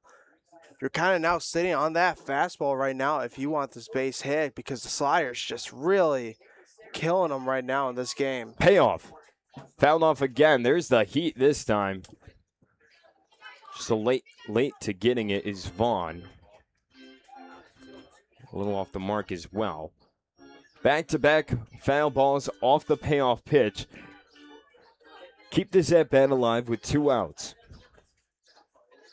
We'll see if magic continues for the Muckdogs with another hit. Payoff. Getting underneath it is Vaughn. It's going over to foul territory. Is it in play? It is, but can't track it down as Nolan Smith was running and just trying to keep in check again. The same problem that Quintero had over just on the right side of your screen, is he wasn't sure where he was in relation to the fence, and that gap does close faster than you think when you're looking up at the sky and just trying to hobble and do both at the same time. He lost track of the ball, and the ball, by the time he found it, was on the dirt. Especially with that sun in your eye, that's really hitting people over at that first base line. Full count, payoff once more. Swing and a miss off a long at bat. Kyle Vaughn trying to stay fighting, but at minimum, it's all tied between the two teams. At 3 apiece for Batavia and Jamestown, heading to the top of the 5th. This game is moving with quite some paces. Both teams getting good retrospects of hitting and defense. And it's all bundled up tonight, and a huge matchup between 1 and 2 seed. We'll stay on air as well for this break. We'll give you a little background on what's going on here at Dwyer. It's a warm afternoon, so we mentioned the sun, but we never mentioned really too much the weather. It's 81, so you saw that heat pass by not too long ago. It's not the same, but it's enough to get to you. Gavin Chandler's still out there on the mound, and what you're hearing in the background, kids are loving for this ice cream. is Mad Dog awarding ice cream out to the fans. So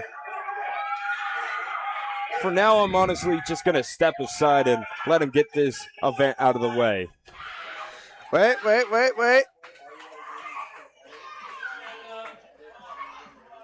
And we're all set now in the background.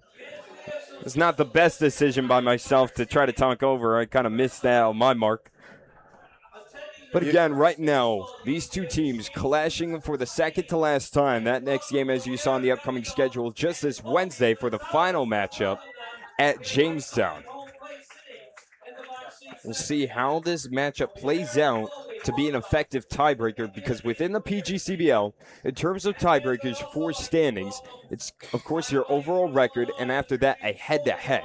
And if that stays tied, then you move down to overall record against other playoff teams. So if Jamestown is able to get a successful 2 games, and these two teams are tied at the end of the season, as they both are neck and neck, it will be a question of record of the other teams that we'll be looking at. But before that, we're always going to look at what's in front of us, and what's in front of us is Game 6 between these two teams this season, as it still continues at a tied matchup. How about a story written by itself? It just kind of plays out that way. It's number 6, third baseman Eric Weeks to start things off. He'll dribble it over to Miles Manel, who stays in front of it. Long toss over to first. A jump from Quintero, and he's able to get down. Thanks to gravity, the putout is complete. And now Gavin Chandler are starting to get these quick outs. We saw before long counts that were really affecting Chandler's pitch count. Right now, he's now getting these batters out quickly with the help of his friends and teammates. Power of friendship, if you want to say that. But getting a ground out over to short as coach for Jamestown is challenging it. I still think Quintero was able to get down by my point of view. Yeah, that's the only discussion. It's if when Quintero was He's in the out. air, yup, he's out. The only argument was if Quintero jumping up in the air didn't get his foot down before they touched first. But challenge failed by the head coach. Gravity, an impressive thing. And it works for Batavia. It's taking strike one is number 14 first baseman Nolan Smith. He's 1 for 1 on the day. He'll walk in his first plate appearance and a double, or excuse me, looking at the wrong man, RBI single in his last plate appearance. That's too low, 1-1. As suddenly now just a massive cloud has came in, just covered the sun completely. Obviously no showers, but now just instantly got a little bit darker here in Dwyer Stadium. 1-1 inside, 2-1. We'll see if we get a beautiful sunset once more.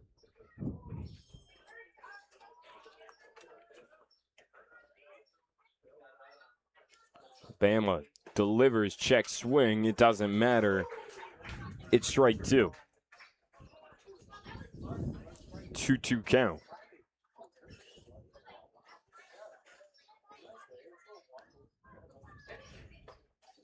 And 2-2 inside, just barely. There's Nolan Smith dodging out of the way. See, there's a little acting career there. Full count.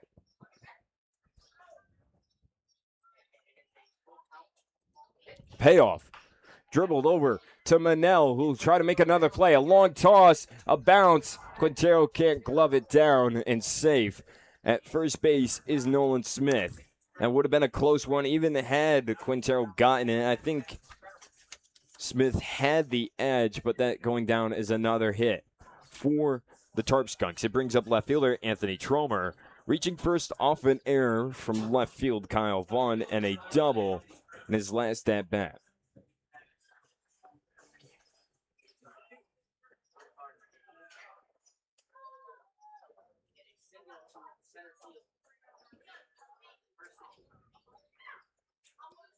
So first pitch, he'll rifle it over to center. It gets down in shallow. Jalen David launching it to third. That's too high. And a good cutoff by Bama. Ready for it. David absolutely getting everything underneath that throw, trying to make it the play at third. And could see from the second he released that one was a missile over the head of Inman. And Bama right behind him. And to cut it off and make sure no more damage occurred, but a double from Anthony Tromer advances Nolan Smith as well to third, and Tarp Skunks again making a name for themselves with one out. It brings up designated hitter number 30, Dom Costello. 0 for 1 on the day, a flyout and a walk. Infield playing in. Trying to prevent any kind of ground out towards home as that's rifling through the gap all the way to left field. Kyle Vaughn scoop, tossing. And it's just a run as it's singled from Costello. An RBI single that off one out. It breaks the tie once more. The Tarp Skunks retake the lead 4-3 as right fielder number 39, CJ Dugan. The infield playing in. It's just over the heads of everyone. I don't think anyone would have had a play even on the outfield, as it just finds the pocket between third and short over to left. And on the score is Nolan Smith. Tromer now advances to third. Costello finds himself in a runner's corner situation standing over on first base. I think right now they're slowly starting to figure out Chandler more and more. And I'm really wondering, because right now there is some people that are stretching stuff in the bullpen when a call will be made. Dugan 0 for 2. It's ball 1. But back-to-back hits makes it a 9-hit total so far for the Tarp Skunks.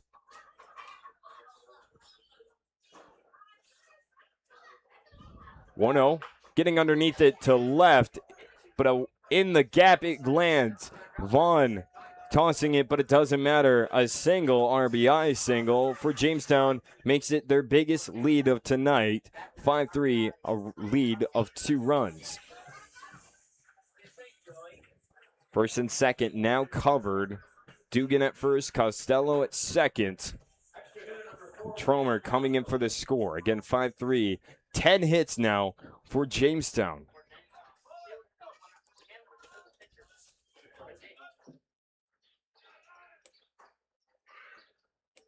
I can tell you now, Tarp Skunks have found out some kind of pattern, or it seems like it, given the fact that excluding Nolan Smith, Anthony Tromer and Costello went swinging on the first pitch and able to find it right in the spots where they like it, a double and a single over to left. Dugan also off a 1-0 count, swinging and finding left center as well. Not going on the swing, but it's strike 2. For extra hitter number 4, Paul Dulanto. 0 for 2 on the day, a flyout and a strikeout.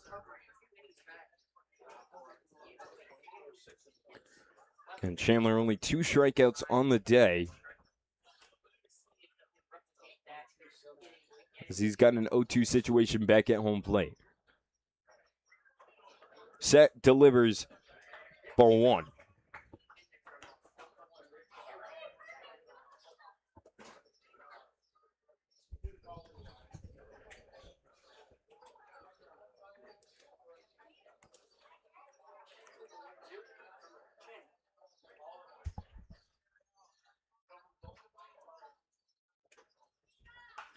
The 1-2 getting underneath that is Dulanto. It's going foul. Can Quintero make a play on it? He will. Tag up all the way to third and held up at second is Costello. He doesn't go anywhere, but 2 outs on the foul out from Dulanto. Over to Quintero, brings up catcher number 45, Branson Lindquist. 1 of 2 on the day. Ground out over to Inman, making the put out over at first base, but a single in his last plate appearance as well.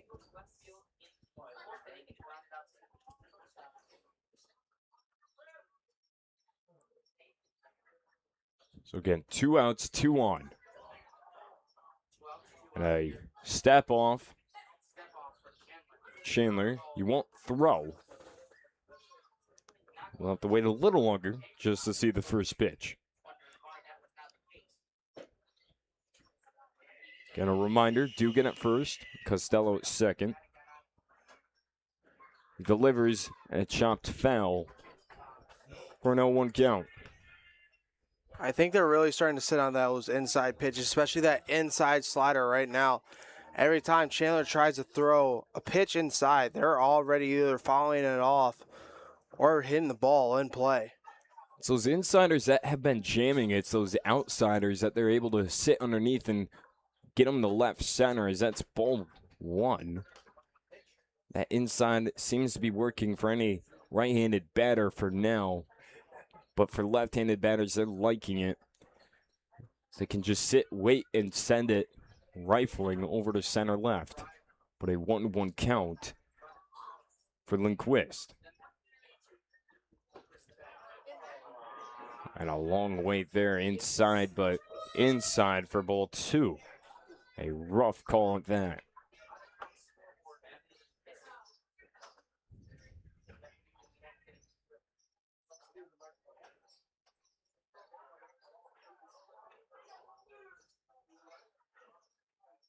Two-one count, deals home. 2-2. As I'm looking at strike 2. And Chandler trying to put things away.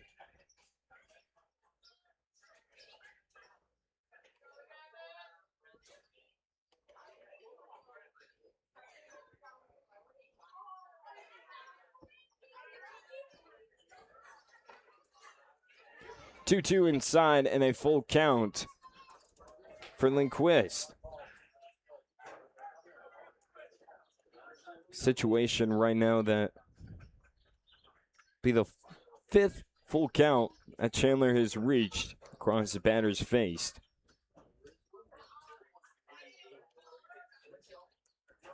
We'll see what results he gets. Payoff, fouled off. So option C will do it again.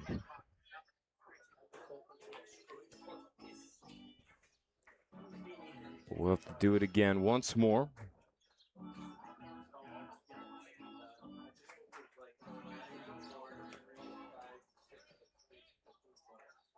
Lindquist is set. Chandler's set. Payoff. Inside. Ball 4. We'll walk Lindquist to first. Advancing is Dugan the second. Costello the third. Bases loaded for number 7. Shortstop Jackson Enders. He's 0 for 2 on the day. A ground out over to Manel and a fly out to Shallow Cooper Russell. But Coach Grant checking in on his guy, Bama, over on the mound. And I think it's going to be a question of can he get out of this jam and bring an end to this inning? Because maybe after this inning, this might be the end for Gavin Chandler, but it's a question right now. Can you get it done for us and keep it where it sits at 5-3? I would want to would want them to keep him in because he's obviously, like we mentioned, he's your veteran. He's your third-year guy. He's already been in this pickle so many times right now. They do have somebody warming up right now. But I think especially Grant and Chandler wants their veteran to get out of this situation, bases loaded, so then they can bring in a fresh new pitcher where there's no runners on to try to keep the lead.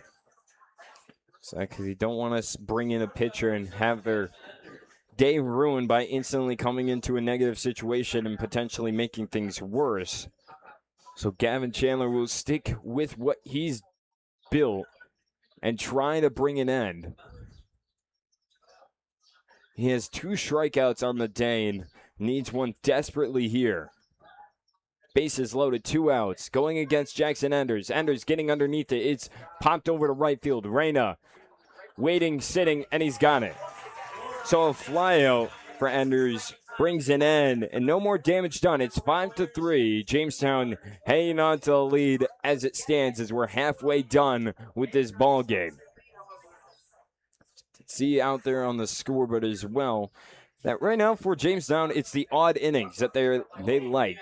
1-2-2 is how they've been able to score off 10 hits. That inning alone, they recorded 4 hits, 4 in the top of the third and 1 in the top of the first, and that one other one that got away from me in the top of the fourth. But so far, they're able to find innings where they can get hits down and bring in some scores. And it's a question of when Batavia will be able to do the same. They only have 3 hits, but they've been able to make it work, those 3 hits for 3 runs. They're known for being the comeback kings. We saw it in that game against Niagara. That was the big game that we watched. We also saw it against Elmira. We even saw it in Jamestown where they had to come back to tie the game, but then obviously it went into extra innings. So they can do it. They have showed that they can make a comeback right here, as now they'll have Luke Brzezinski up to bat and Vasquez on deck, and then the top of the order, Jalen David, right after him. Again, it's always the Muckdogs who are able to find a way late in these ball games. That's been the story as of recently. Just yesterday was the first time that they actually kind of got like a break from having the stress of having to make a last-minute fight when they got a clear win against the Ironbacks. But since then, it's been a storm. They won that game 6-2. The Pioneers, they had to make that comeback, as mentioned, 7-6. Not really a comeback as it did result in a tie, but just sticking with the Tarp Skunks, coming back in bunches to keep it tied all the way through the end in the 12-12 score. And the Niagara Falls Americans, that one, they were down 7-1 at one point and fought all the way back for an outstanding win 17-8. McLean is still on the mound. 6 strikeouts so far in this game. Slider is the pitch that he's found confidence in. Gets early in the count with that first pitch slider. So again, down by 2 is Batavia. Leading things off is catcher number 48, Luke Rumchinsky. So Rumchinsky, a flyout in his last plate appearance. Batavia is only so far in their second go through the batting order. Jamestown rounding out their third. That is a testament to their hitting potential so far in this game. But it's a 1-1 count for Rumchinsky.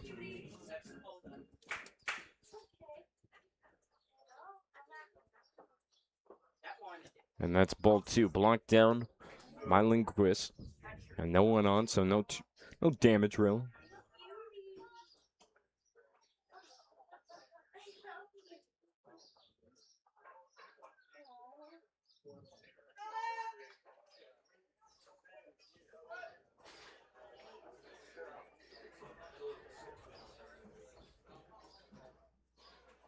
It's the 2-1 count. Deals and chopped over to the pitcher who will make the toss and run. Just run it out. Looked like he was going to motion for it, but no. Collects and able to beat Rumchinsky over to first base for the first out. So ground out back to the pitcher doesn't work. It brings up extra hitter number 4, Jaden Vasquez, a strikeout in his last plate appearance.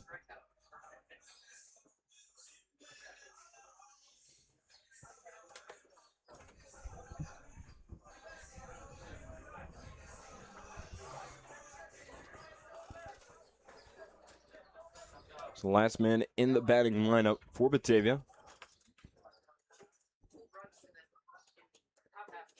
We'll take strike 1, looking punched barely in the bottom left.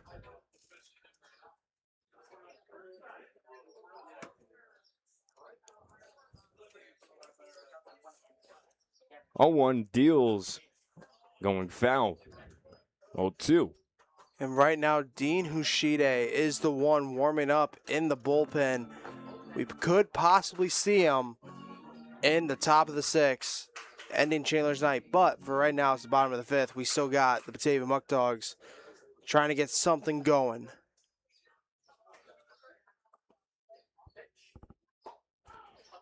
The 0-2 is well upstairs for a 1-2 count.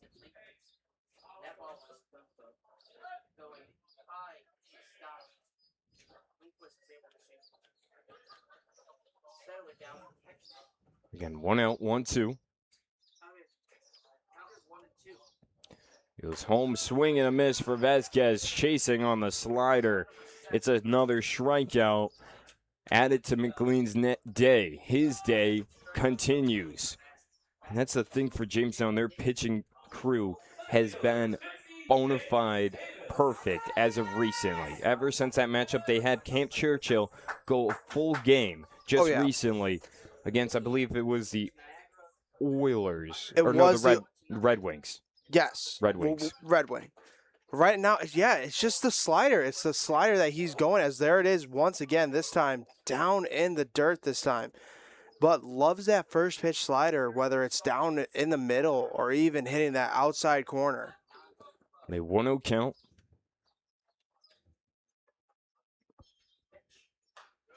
That goes foul. It was a 9-0 win for Jamestown, which Camp Churchill dealt a full game. Allowed only 3 hits as well. So the guys on the mound for Jamestown, they're sharp. And that plays a good factor into just trying to save arms. When you have a guy who can do a full game, yeah, he's definitely going to be out for quite some time, but it means that you didn't go through 2 or 3 or sometimes even 5. You have games where you go through a ton of pitchers, and that's really what you got to be ready for. And when you can have a guy service a full game for you, it gives everyone a rest. And it's showing now for Jamestown as of recently, as that's down low for ball 3. Yeah, and that's been the opposite problem with the Batavia Muckdogs. Even in that, it started in that Jamestown Tarp Skunks game where it was that 12-12 game. We have seen constantly these last few games, at least 3 or 4 arms having to be used in these games right now. And they have now just been struggling to find those bullpen guys in certain situations, especially in games like these where these are big games that could shape the impact of what could happen in the season. That goes foul and pushes the count full for Jalen David. He's 0 for 2 on the day, struck out both times, one looking, one swinging.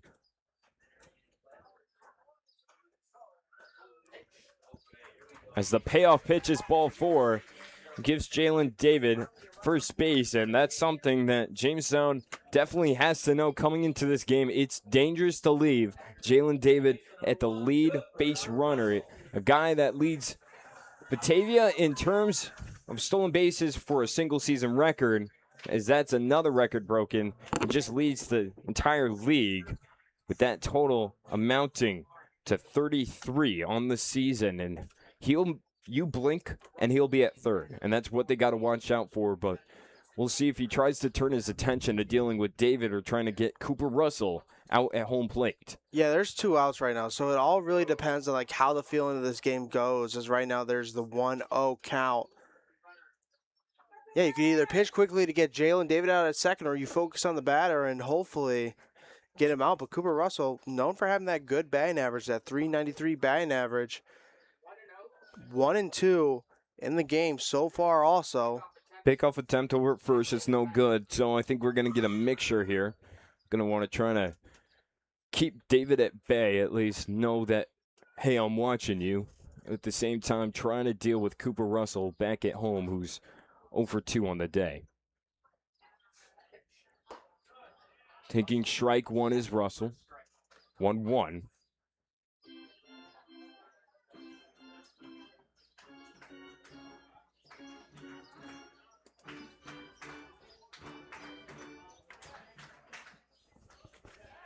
Another pickoff attempt over at first. It's no good.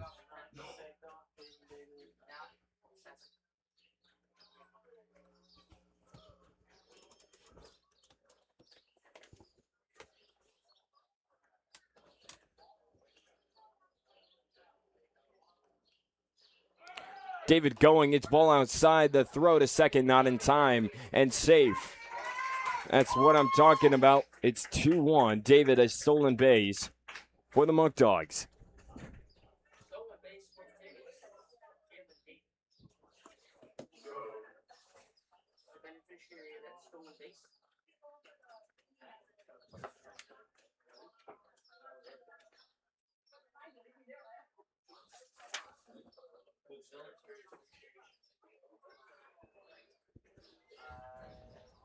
Two-one. David dancing over at second, deals home, punching it in the bottom right. 2-2 now for Cooper Russell.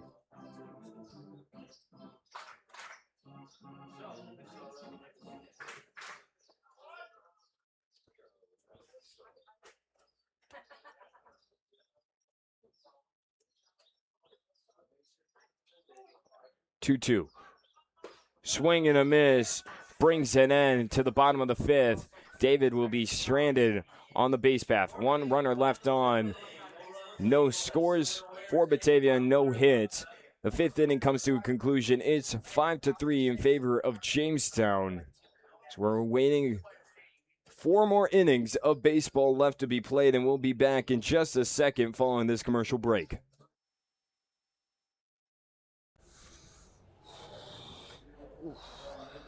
Hey man, welcome to Whole Life. How you doing? What is this place? Oh, don't worry. It's the best gym you can find in the Batavia area. Open free weights at any point, anytime. Don't forget, this gym is open for 24 hours. Don't worry, if you're not even just trying to use weights, you can use calisthenics as well. But again, official gym of your Batavia Muckdogs for a reason. Where do I sign up? Don't worry, let me bring you to the front desk.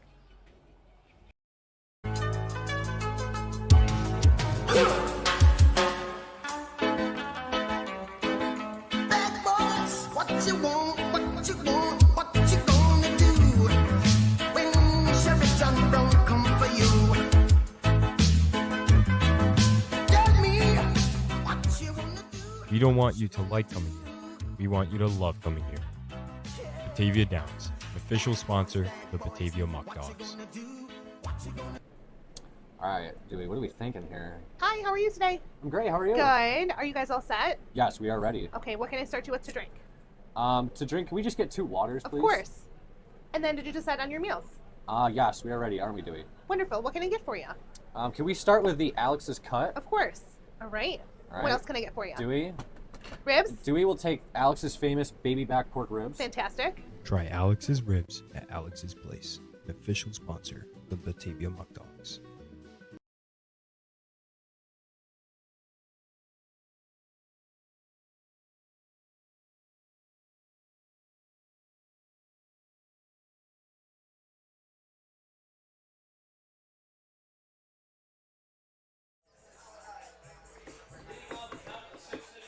So the top of the six is up and ready.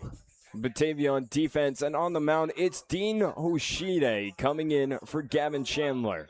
We'll look at Gavin Chandler's day. 5 innings served, 10 hits allowed, 5 runs, 4 of those being earned, 3 batters walked, 2 strikeouts across 29 batters faced, and 90 total pitches. But in his place, Dean Hoshide on the bump for Batavia. He's Leading made things off for Jamestown is second baseman number 1, Tito Kiefer. Yep, he's made 9 appearances with a 2-0 record with a 1.74 ERA.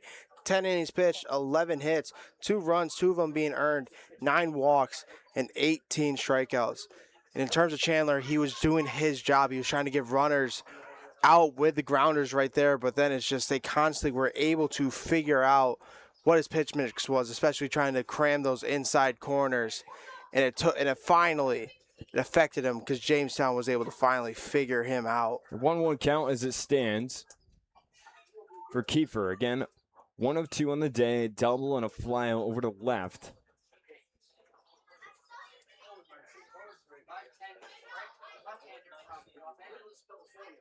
So it's ball 2.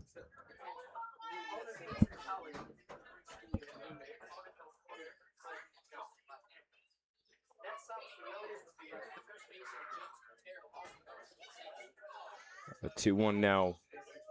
Check swing. He went. Called by the infield umpire. 2-2 now.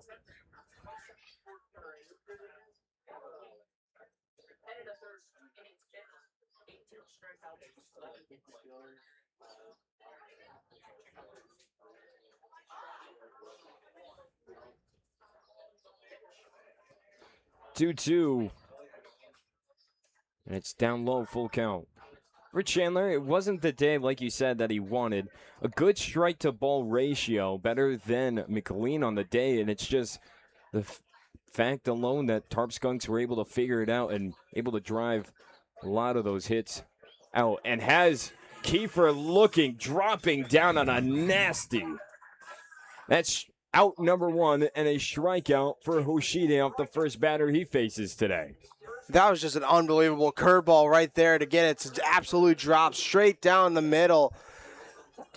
Dean Hoshide, left-handed pitcher, loves those curveballs and loves that off-speed to get early in the count. So fresh count, back to the top of the lineup we go for Jamestown. Taking strike 1 is center fielder number 2, Grant Moore. Moore 1 of 3 on the day. A ground out, or RBI single, and another ground out as well. 0-1 count. Hoshide deals, going foul, is now 0-2.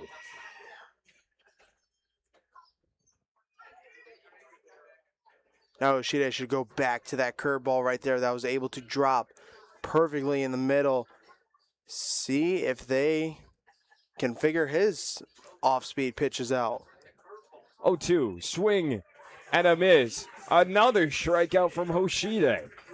2 batters faced and 2 strikeouts. He's getting it done in the blink of an eye, and we'll hopefully see a longer outing from Hoshide than we usually do. If we look at how Hoshide comes into these matchups, he does it, and he does it quick. Only servicing 1 inning on average. His longest 2 full innings. And the last time we saw him, it was against the Elmira Pioneers. He only served, again, 1 inning, allowing no hits, no runs, and 2 strikeouts in a very short time out there on the mound. The last time, again, not too long ago, he comes up very quickly within the rotation as that's in for strike 1. As you think, maybe we'll see him soon, and you always do. Before that, it was just 2 days against the Americans, only servicing 1 1/3 inning, allowing 2 hits, 1 run, and 2 strikeouts. But now to bat with 2 outs is third baseman number 6, Eric Weeks.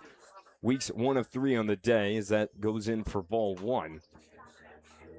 A single in his first plate appearance, since then a foul out and a ground out.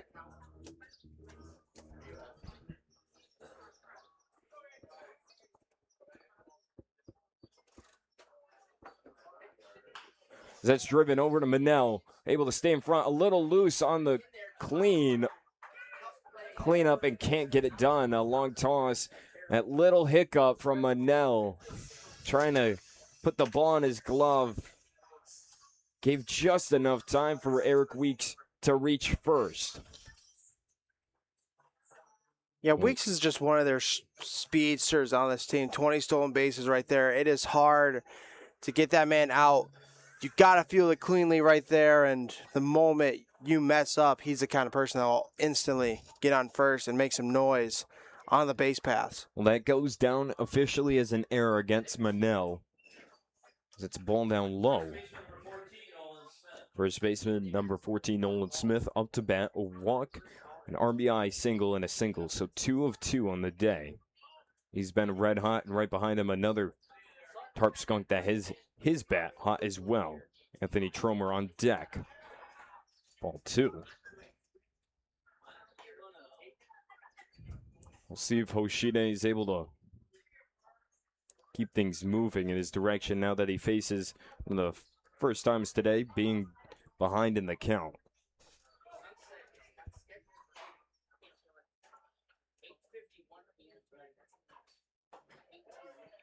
Ball upstairs, 3-0. Had the full count against Kiefer, but now a 3-0.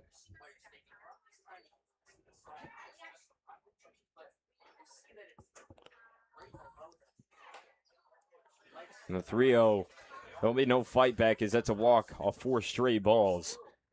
And allows Nolan Smith to go on the first. It brings up left fielder number 11, Anthony Tromer. As mentioned, he's 2 of 3 on the day, reaching first off an error from Kyle Vaughn, and 2 doubles since then. Sun now setting officially in the background. We'll have the lights coming on in just a moment. Put 2 on, first and second, as it's fouled off and out of play.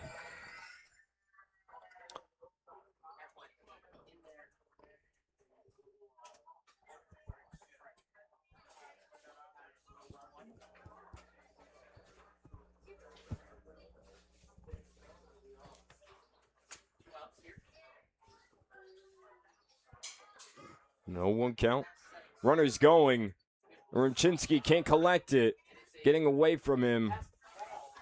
But a pass ball is all it will be. With runners on the stolen bases, they'll get to advance. Not further than 1 base, but everyone advancing 1 base as well, as it's a 1-1 count. Yoshide and Rumchinsky talking things over on the mound.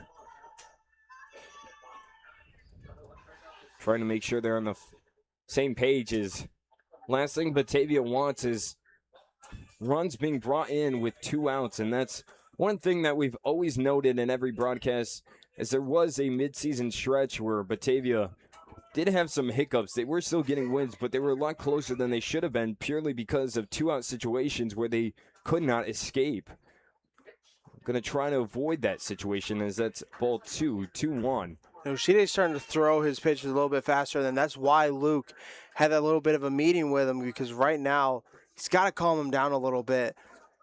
Yoshide's a man that can kind of get his stuff going when it comes to when there's nobody on base. Well, once he starts to get runners on base, he starts to panic a little bit, starts to throw it. I'm not sure it's that. I think it's what you go back to. Just he's trying to bring too much heat, and the thing with Hoshide is he's good at getting a lot of ball movement, and if you go away from that, you're going away from what you're good at. Yeah, spin rate is something that is definitely. I would say with Hoshide, stick with what you're good at and just keep on moving. A 3-1 count, you can come back from this. You got back-to-back strikeouts, 1 off a full and 1 off an 0-2. 3-1. Swing and a miss. And there you go. Fastball right there, got him swinging. So now We'll see what's in his bag of tricks with a full count. Again, full count. Anthony Tromer, he's got 2 on, 2 outs. A large out here. Deal went back to his usual, trying to bring it down, but it started off a little too high and outside. A walk off the payoff, loads the bases for the Tarp Skunks with 2 outs. It started with 2 outs, no one on, and quickly an error off the grounder to Manel allowed Weeks to get to first, and back-to-back walks loads the bases. It brings up designated hitter number 30, Dom Costello. Costello is 1 of 2 on the day, a fly out to center, a walk, and an RBI single in his last at-bat. Again, 2 outs, bases loaded. First pitch dealt from Oshide, in for strike 1. That's pure heat, and that's right where it needs to be.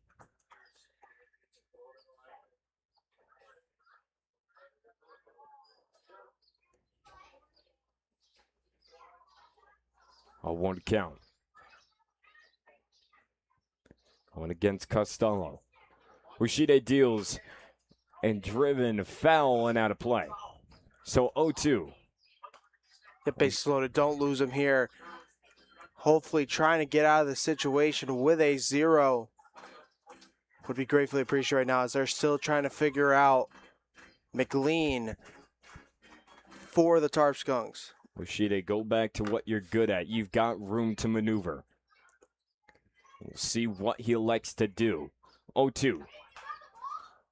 And driven foul just late on that with Costello. That swing looks good, but a little too late on it as it's going foul over down the third baseline.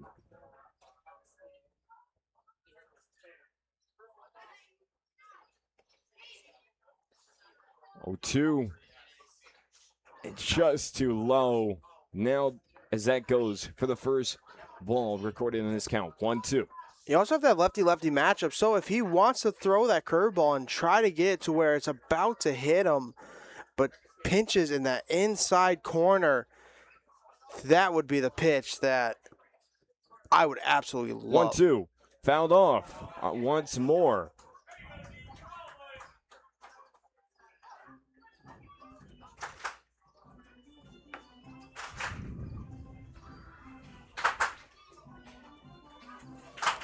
Oshide's count moving up there. This might be the sole inning we see Oshide deal with. Again, said it once, but I won't have to say it again. That's strike 3 looking against Costello. Able to avoid any more damage. The lead is still halted. 5-3 for Jamestown and Batavia. On defense, gets it done with this time Hoshide at the helm. We'll see if they can climb back as they've been held scoreless in the last inning. 1 was put up in the bottom of the 4th, but their 2 runs came in the bottom of the 1st. Other than that, it's been zeros. They need to get something going as Jamestown, their offense has been moving. But as said before, they escape with 3 runners left on, no hits, and no runs scored for the Jamestown offense here in the 6th inning. The bottom of the 6th right around the corner when we return. In support of the Batavia Muckdogs, we would like to thank these corporate sponsors and community partners. Alex's Place, Allegheny Farm Services, AmeriGroup, Arc of Glow, Ashley Furniture, Batavia Downs, Batavia Foot Care Center, Batavia's Original, Best Choice Heating and Air, Bikers Against Child Abuse, Von Traeger Auctioneer, Bourbon and Burger, Bright Path Kids, Bully Hill Vineyards, Burger King, Casella Waste, Salino Plumbing, Chaplain Valley Equipment, Council Rock Wealth Advisory Group, Crosby's, Daily News, Dave's Ice Cream, East Town Beverage, Eli Fish Brewing Company, Everdry Waterproofing, Farm Credit East, Burrell Gas, Ficarella's Pizza, Frank's Call Mr. Plumber, Freed Maxix, Genesee Community College, Geico, Local Batavia Office, Genesee County Chamber of Commerce, Genesee Lumber, Genesee Penny Saver, Go Health, Good Life, Graham Corporation, HB Hood, Internet Crimes Against Children Task Force, J. Leonard McAndrew Funeral Home, Ken Barrett Chevrolet, Leaf Guard,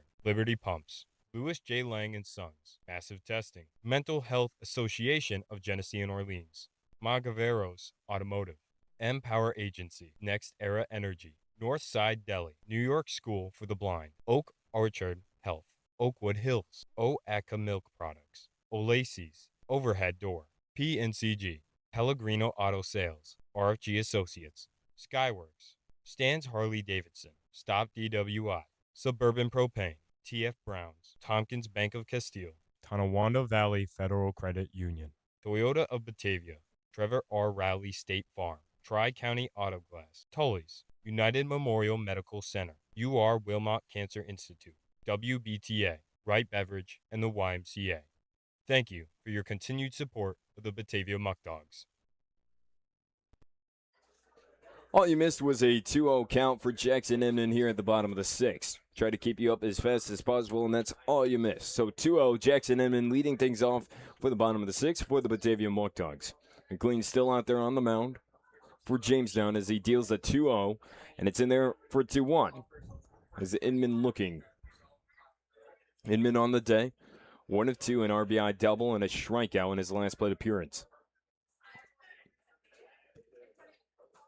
On deck is right fielder number 46, Brandon Reyna, and the whole shortstop number 8. As that's sent over to second, a little hesitation on the scoop, finally gets a grip of it, and the throw for the putout brings up the first out. Ground out over to the second baseman, sends Inman back to the dugout. But again, 1 out.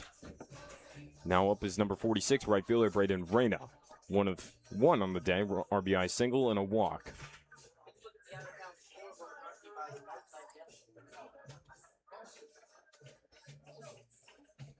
Hello, Sean. How you doing?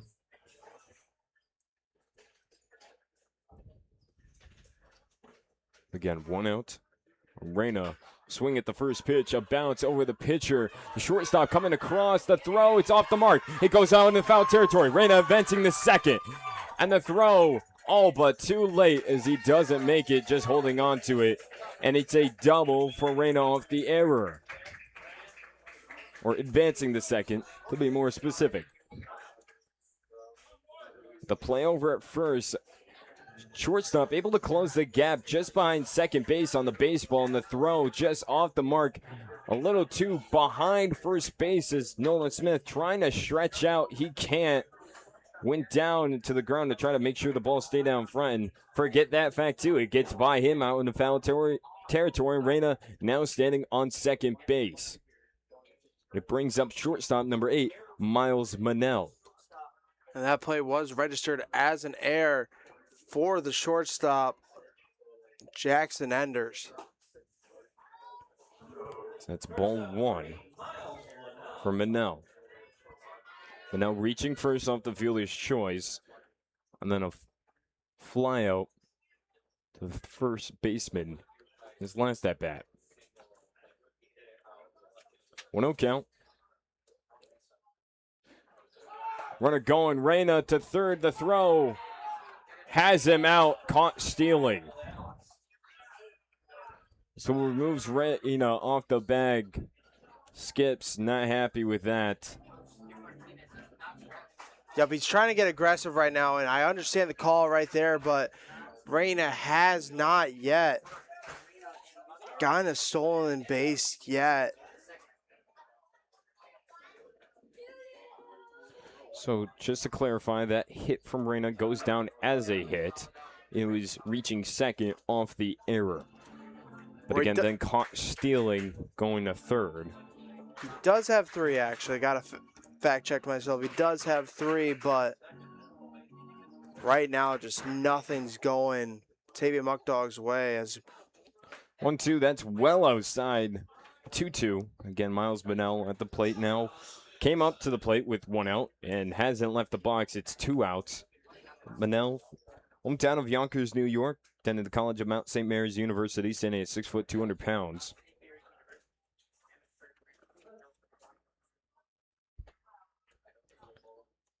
Two count is what he'll be looking at. Swing and a miss. Brings an end to the 6th inning. It's 5-3 still for Jamestown as 1 hit recorded. No runners left on and 1 error.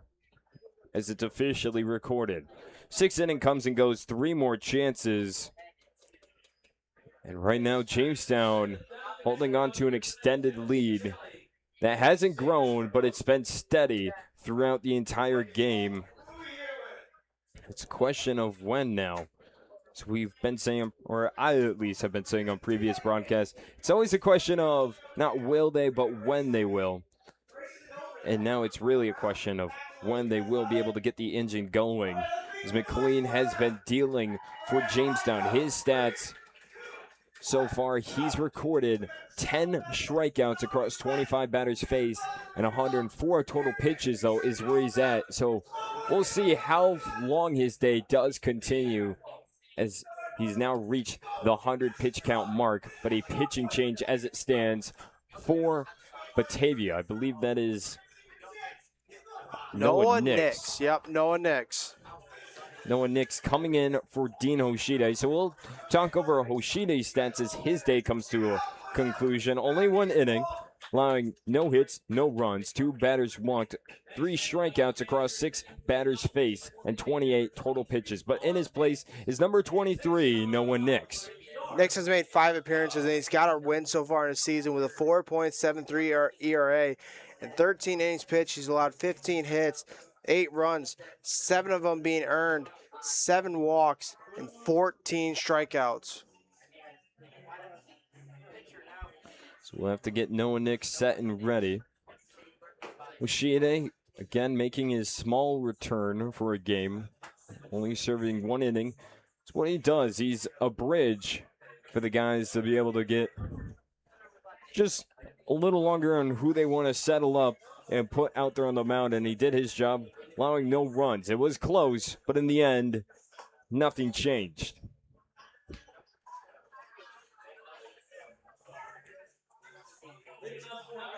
And Nick's got some work cut out to do. He's usually a mixture of a starter and a bullpen guy.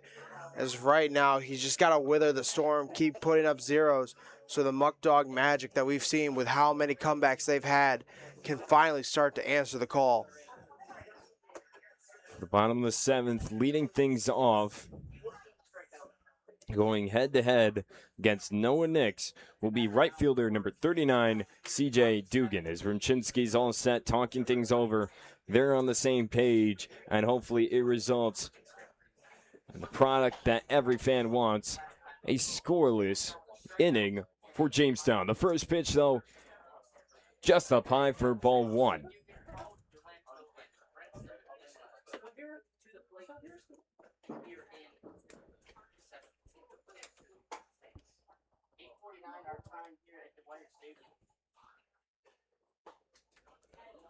In there for strike 1. Again, Dugan on the day is 1 of 3, a flyout just over to third. Again, that was the insane catch by Inman. Strikeout looking and a single in his last at-bat. 1-1, it's driven back to Inman. It will get by him, though, and running to first and advancing to second is Dugan. Finally collected by Vaughn. The throw to second. It's close. Did they get him? Wow! Called safe. No. Really close play at 2. Dugan reaching it by a hair. If that, Kyle Vaughn collecting, rifling it. And Cooper Russell trying to apply the tag, and if anything, from our angle, he might have just gotten around it, but from here, it looked like they had just gotten it. And barely, but no, Dugan reaching second for a double. It brings up extra hitter number 4, Paul Dulanto, up to bat. But yeah, that was just what a throw by Kyle Vaughn, just very close to that situation. I gotta agree. I think he went under the tag right there, as I thought the ball was right there perfectly. Swinging for strike 1 is Dulanto. Dulanto 0 for 3 on the day, of flyout over to right, a strikeout looking, and a foul out caught by Quintero in his last at-bat. But again, 0-1 count, and Dugan standing on first.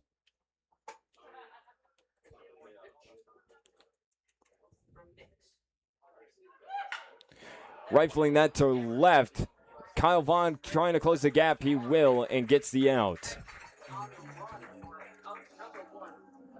First out here in the top of the 7th. It brings up Catcher number 45, Branson Lindquist. He's 1 of 2 on the day. A ground out to Inman, and then a single and a walk.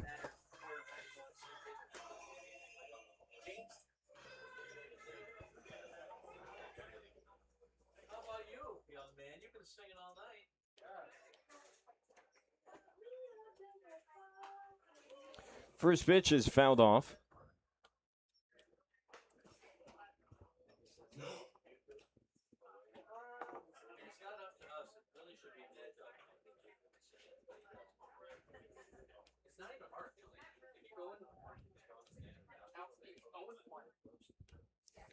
All 1 count.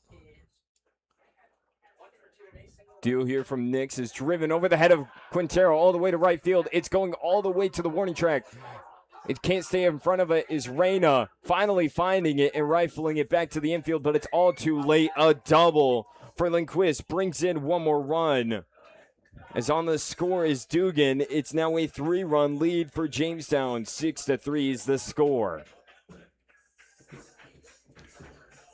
Got every bit of that one and then some over the head of Quintero, and that was Quintero's too high. All the way to the warning track. Reyna missing it on the first snag, having to loop back around to try to find it. Finally does, and again, all too late. It brings up Jackson Enders, shortstop number 7. 0 for 3 on the day as that's ball outside.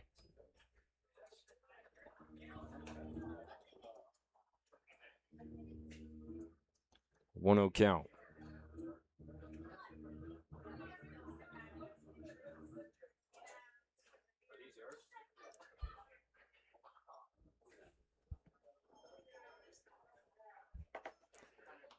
Swing and a miss, chasing 1-1. Punch that in the bottom right, and that was heat and just perfect location out of the reach for Enders. Enders will get a hold of that. It's going to left. Kyle Vaughn. But it's foul. That had a lot underneath it. Lucky enough for Batavia, though. Foul. 1-2.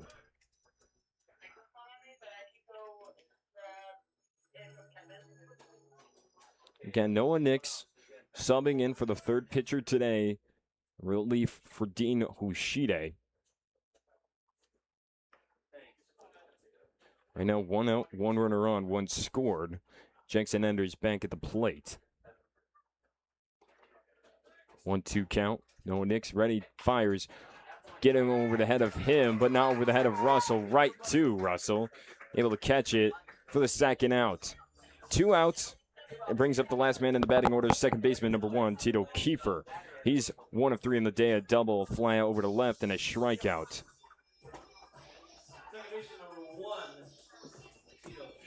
Last time we saw Noah Nix, again, we'll remind you of his stats out there for a snippet. Noah Nix, last time we saw him again was against the Jamestown Tarp Skunks in that 12-12 tie. It's the first one's in for strike 1. In that matchup for Nix.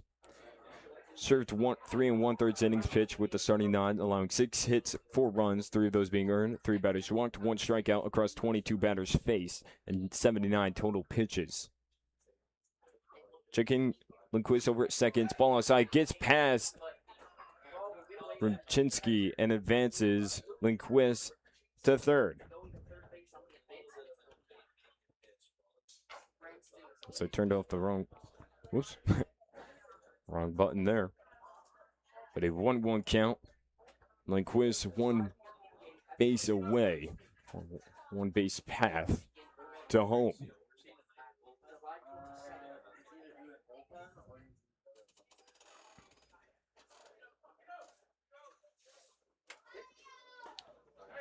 And in there for strike 2, 1-2.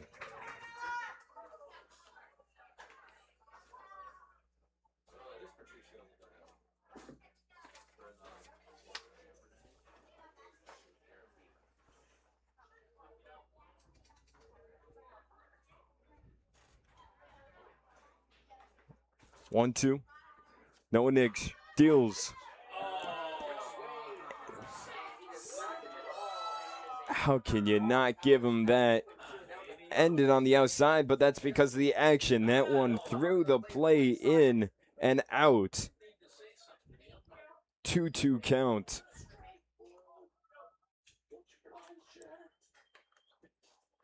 No Nix deals, it's down low. We've reached full count for Kiefer.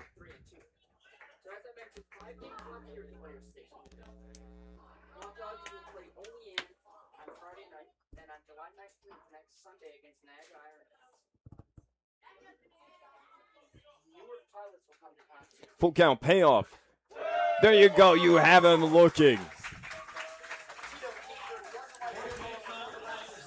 That brings an end to the top of the 7th. The first strikeout for Noah Nix.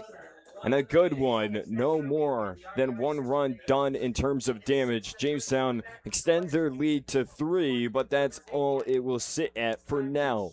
3 more chances for Batavia to try to crawl back in this game, as they've put up 2 runs in the bottom of the 1st and 1 in the bottom of the 4th, but still not too much in terms of offense for today. McLean is back out into this game right now. He's had full control over the game right now. Actually, we might have a pitching change here. I believe that is number 20. We do have a pitching change. Number 20 coming in for Zachary McLean. His day will come to an end. And number 20 for Jamestown. It's Chase Barron. It's Chase Barron. So we'll look at how McLean's day came to an end. That's 6 innings pitched, allowing 4 hits, 3 runs, 2 of those being earned, 2 batters walked, and 10 strikeouts across 25 batters faced and 104 total pitches. So nothing changed since the last time I said it. Barron has made 12 appearances with a 1-0 record with a 6.46 ERA and 15 innings pitched. He's allowed 11 hits, 13 runs, 11 being earned, 15 walks, and 31 strikeouts in the season. This is where Batavia is able to play the cards right. They have in their games that they have made comebacks. It's with the pitching changes that they've been able to find success. It's when they get a new guy and they are able to talk, that's when you'll see the offense clicking. And so far on the day, heading to the bottom of the 7th, they only have 4 hits. 3 runs off those 4 hits, and thankfully enough, that's been able to keep them in this game. But leading things off for Batavia is number 16 for baseman James Quintero. Quintero 0 for 1 on the day, a hit by pitch and a fly out over to left. As the first pitch he sees is rifled in for strike 1.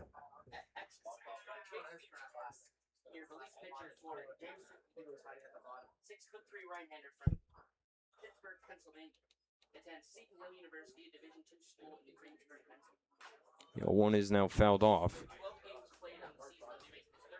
Right now, the catcher is down right now. Out comes the coach and the trainer going to check up on him. He took a shot right there after the foul ball.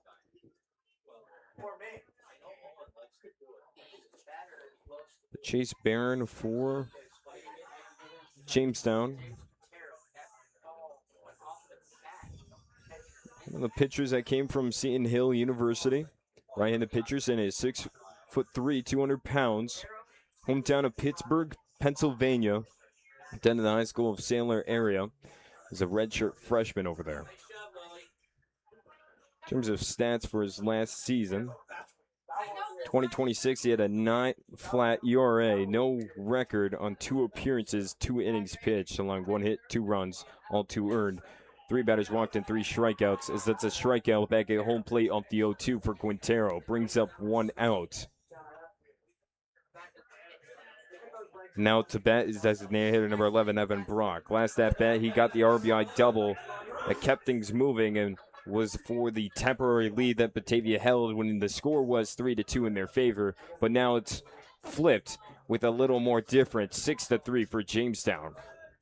1 for 2 on the day is Evan Brock.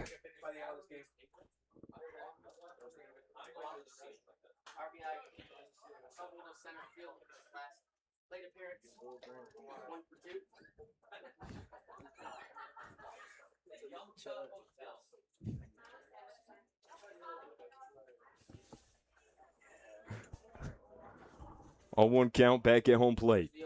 Deals outside 1-1.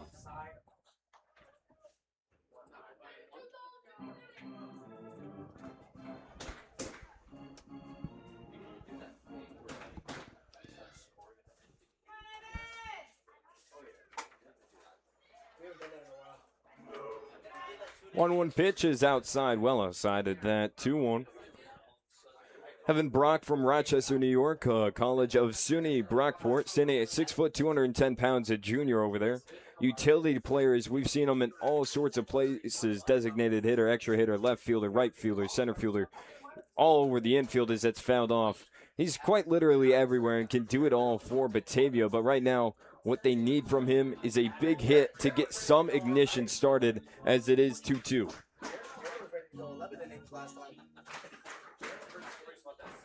Crowd here at Dwyer trying to get Evan Brock riled up. We'll see if it plays into effect. 2-2 pitch. Gets underneath it, going foul. We'll do it again. Up and over the concourse, back into someone's nachos, popcorn, whatever it may be.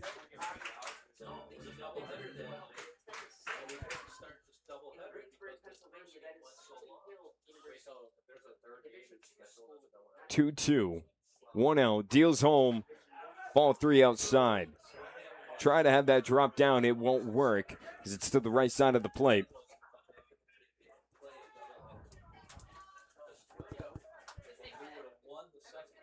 Full count. Payoff. That's ball down low and a walk. Free base for Brock.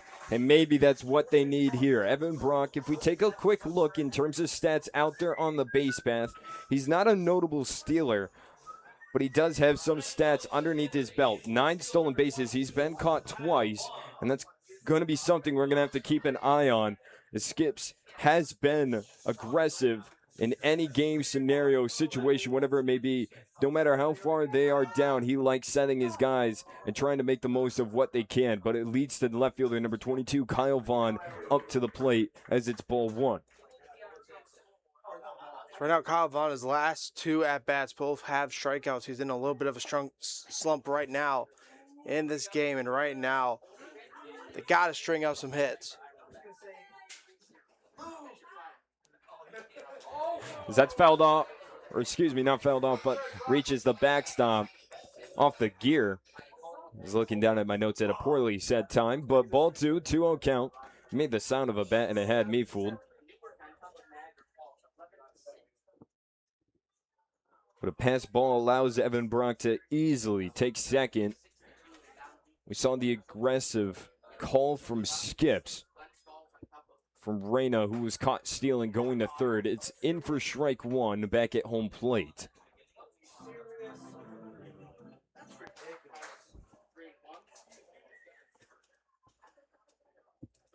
Two 1 count. Swing and a miss. It's now 2-2.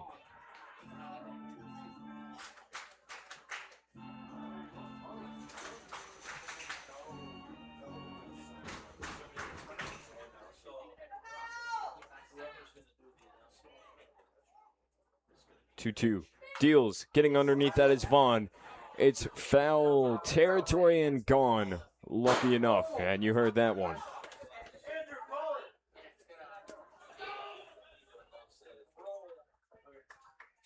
Two. Evan Brock at second. 1 out. Kyle Vaughn, again, 0 for 2 on the day in search of his first hit. Can we get it here?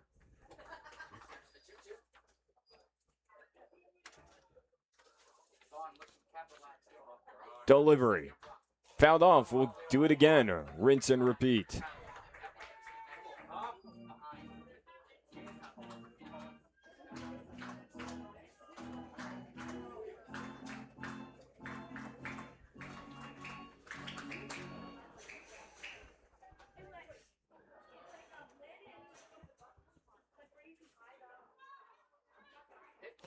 redo the 2-2, getting underneath that. Can it fall down over right?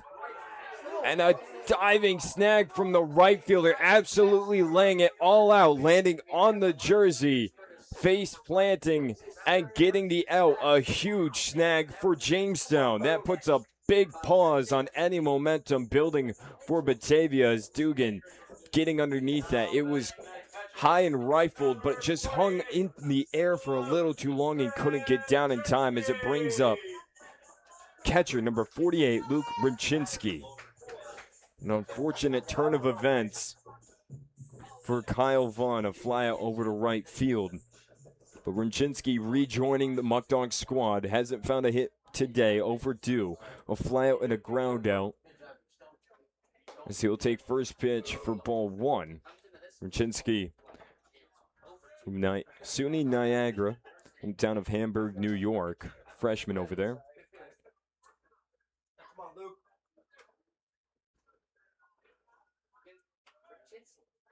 The 1-0 count, and that's hit by pitch, I believe. And it is. It's a hit by pitch for Brzezinski. That's way inside. Evan Brock has to go back to second as he was going stealing for third. But that's down in the leg for Brzezinski. He's all right.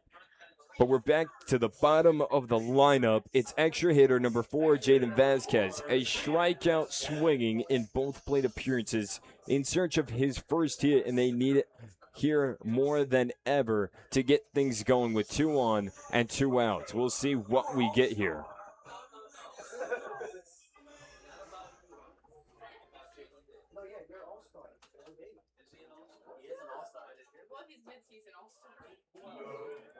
Ball 1 for Vasquez.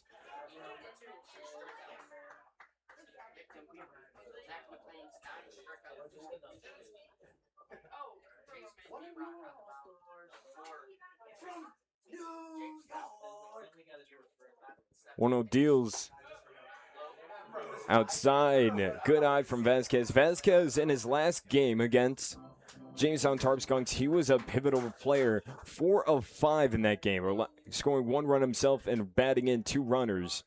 Didn't strike out at all. So he played a huge card there. We need him here. He's 0 for 2. He'll send it foul. It's not only that game he's been playing well. Every game since joining the Muckdogs, he's been able to get it done for them.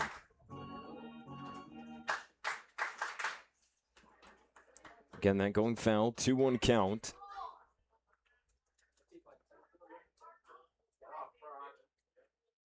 Brian deals, check swing, had him going on it, 2-2.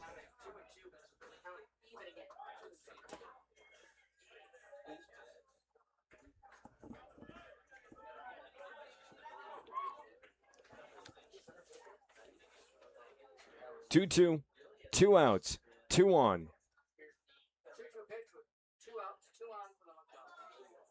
Delivery, rifle back to the mound, a big hop, but the second baseman able to keep an eye on it and stick with the play and get the out. So with that, 3 outs comes and goes. The bottom of the 7th comes to a conclusion. No change in score. 6-3 for Jamestown. 2 more chances for Batavia to crawl back, but first they got to get it done on defense when we return.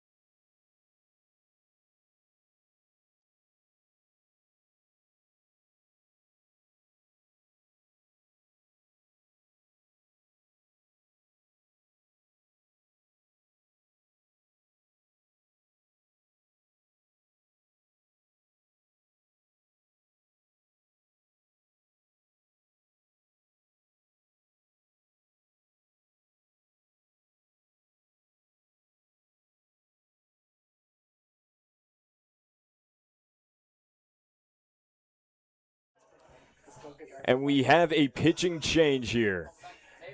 Garrett Beaver coming in for Noah Nix as he looks to get the closing nod for this matchup between the Jamestown Tarp Skunks and the Batavia Muckdogs. And to answer your question, no, there is no announcers.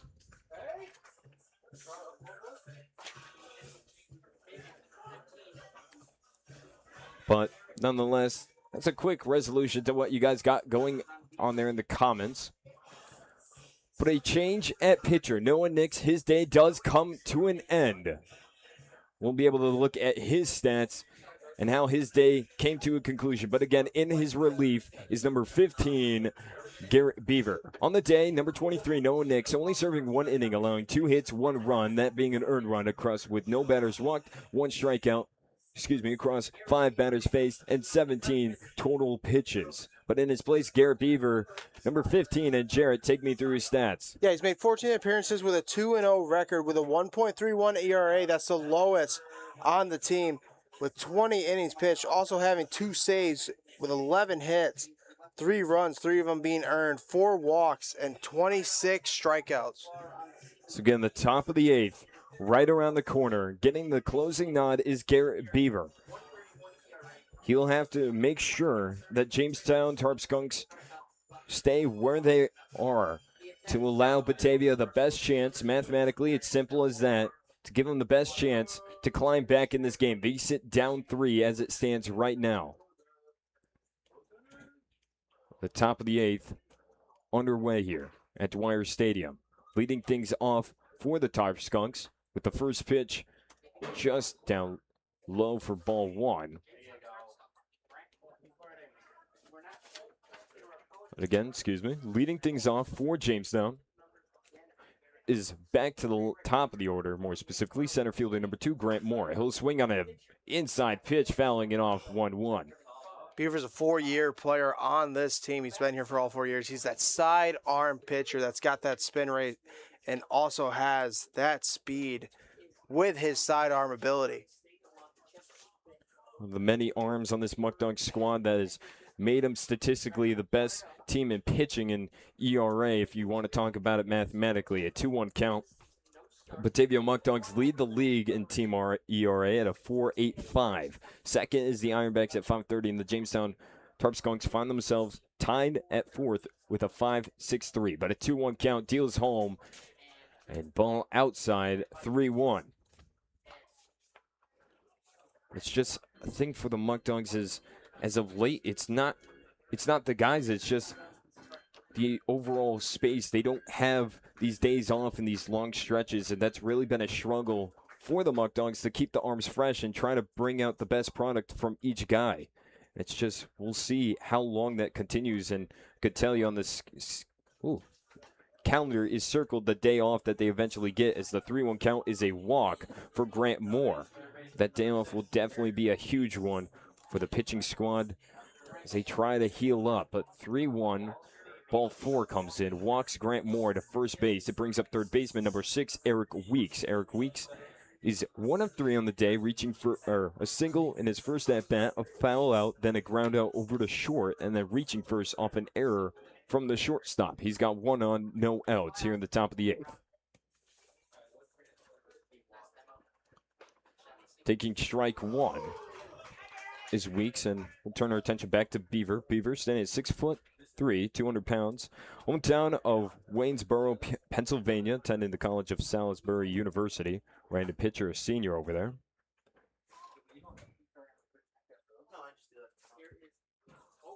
So he now has an 0-1 count. Runner going, gets underneath it over to right, and caught by the right fielder. We have a chance for a double play.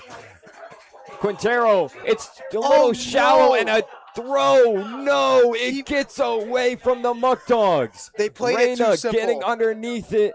A too light-hearted toss to Quintero. It's way too shallow. Quintero has to come off the bag and try to get back in time, but it was all too late.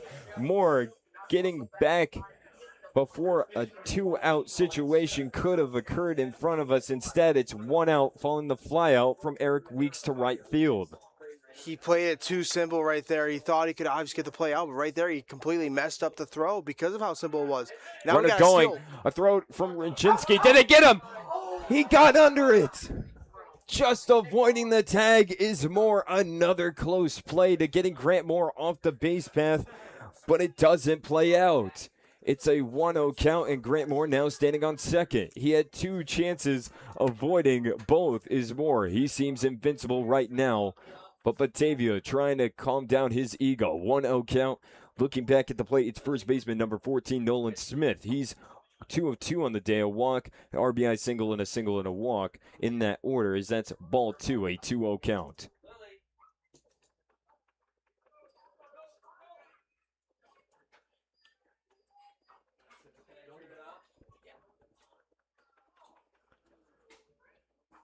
(2-0) and way inside 3-0.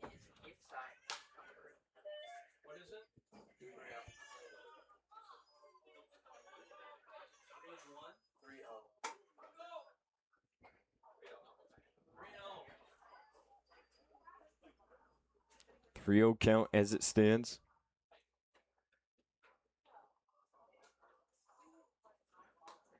A 3-0 punching that in the bottom left. It's strike 1. 3-1 count. Or excuse me, 2-2. Correction there. Did I miss a strike signal? I think you did. I think it was like the second pitch was a strike. Whoops. But even the people working the scoreboard also wasn't sure. But 2-2. Driven back to beat and off the umpire.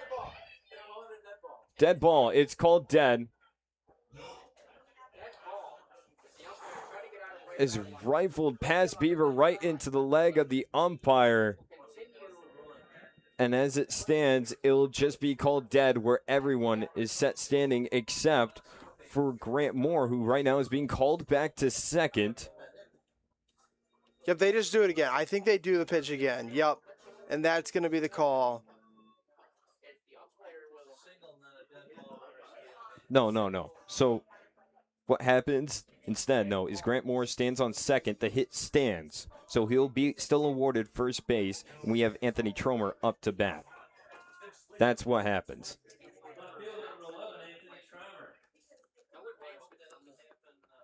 So a unique situation just played out in front of us. A dead ball that rifled right back to the infield umpire. Grant Moore will be halted at second as a bunt laid down. It's called foul. Or, whoa, wait. Runner's interference is the call, so an out back at home plate. That's the actual call. So talk about crazy. It gets even crazier. Runner's interference from Tromer running off the base path, going to first from the laid down bunt, and because of that, he's out. Everyone stays where they're at, and it's 2 outs. So things just keep getting crazier. Didn't even get to read anything about Tromer, and we're just going to move on. 2 outs, designated hitter number 30, Dom Costello, up to the plate with 2 outs, 2 on. What a unique set of circumstances there.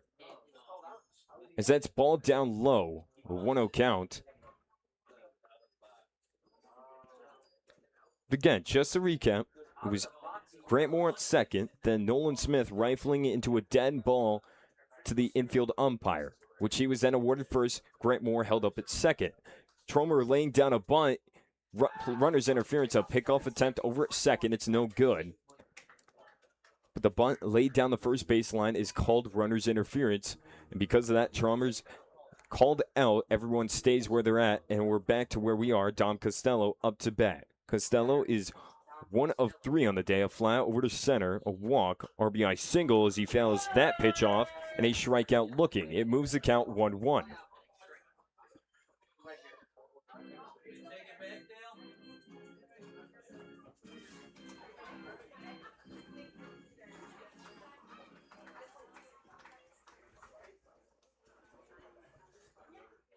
So a 1-1 count back at the plate for Costello.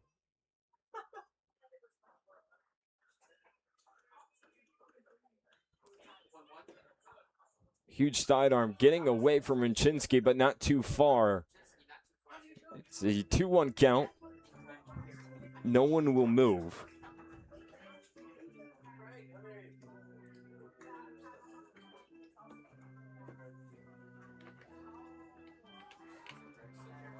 Again, Dom Costello, 2-1 count at the plate. Fifth spot in the batting order. Beaver set, delivers outside, 3-1.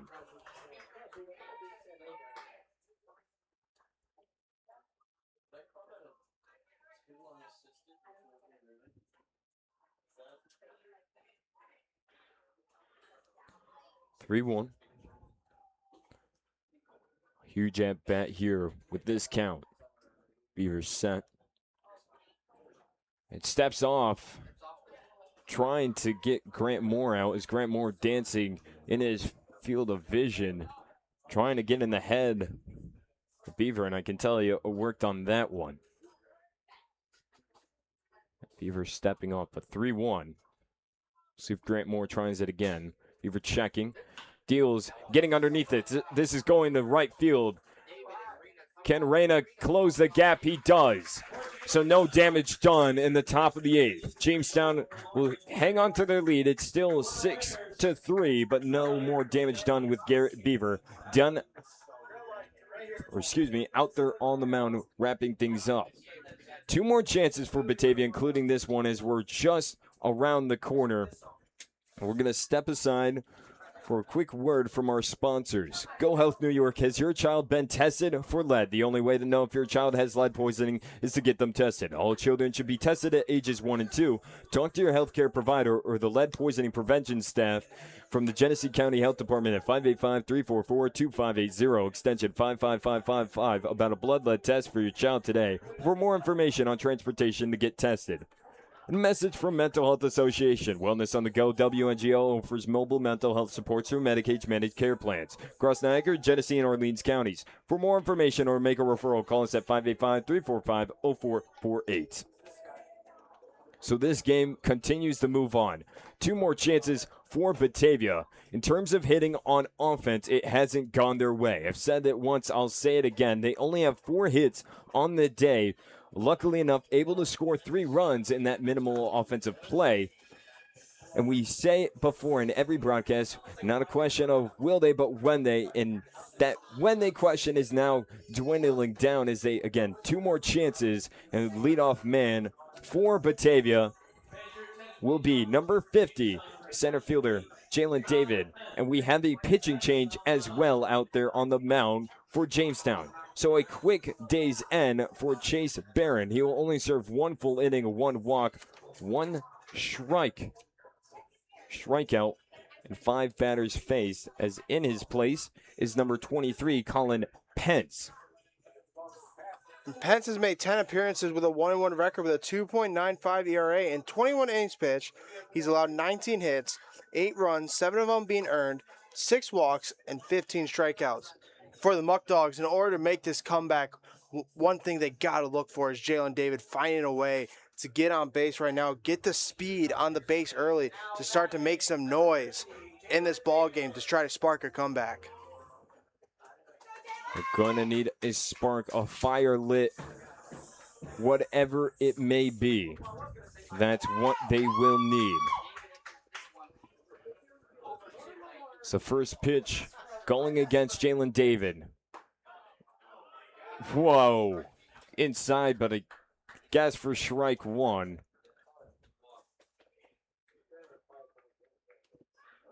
But an 0-1 count. Jalen David hasn't found a hit today. 0-for-2. He'll slam this over to third baseman. A little juggle to throw to first in time and on the mark for the first out. 1 out for the Tarp Skunks defense. It brings up number 1, second baseman Cooper Russell. But we'll look at Colin Pence. Colin Pence standing at 6'4", 220 pounds, a freshman over at Trinity University. Hometown of New Braunfels, Texas. High School of Canyon. Again, right-handed pitcher. And his stats last season only appeared once. Only allowed 2 runs, both of those being earned with no other stats along with it. So short outing, short service back at Trinity. But right now he's getting the closing duties for the Tarp Skunks. An 0-1 count. As that's inside and pushes it to 1-1. 1 out following the ground out from Inman. over to the third baseman. David. David, thank you.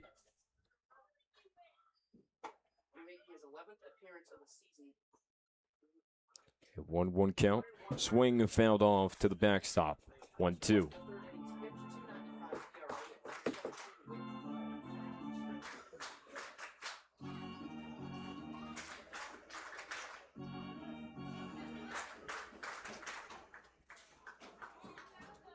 Cooper Russell 0 for 3 on the day, reaching first off an error from the third baseman. Then a ground out to the pitcher and a strikeout swinging as that goes foul. Keep it a 1-2 count, but he's still in search of his first hit as well.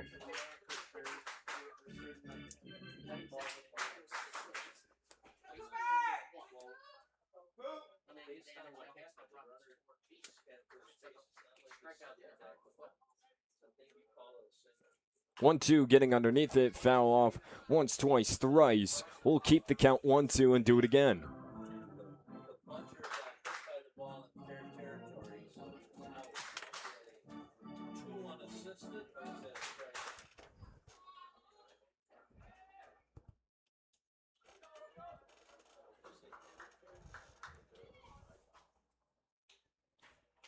So that's fouled off. Once, twice, thrice, quadrice. And Coop won't make this easy for Pence.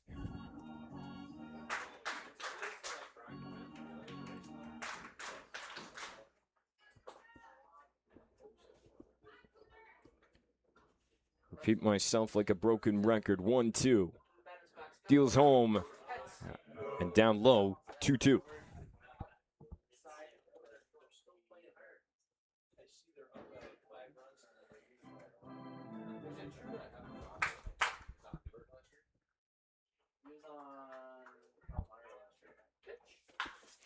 Russell getting a piece of that over to center left, but the left fielder closing in on the gap for a fly out. And that's the second out. And ball trailing, it looked like it was moving more towards the gap, and then it looked like my golf swing slicing left, and the left fielder for Jamestown making the second put out. And of course the name of Anthony Tromer. 2 outs. Up to bat, third baseman Jackson Inman. 1 of 3 on the day, an RBI double. A strikeout swing and a ground out over to second, as that's ball 1.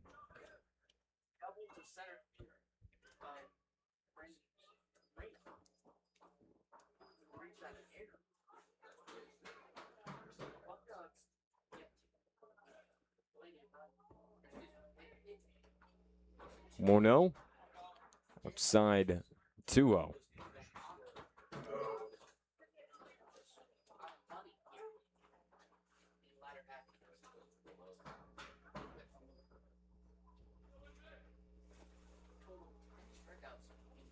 Two-0 count as it is now quiet out here in Dwyer.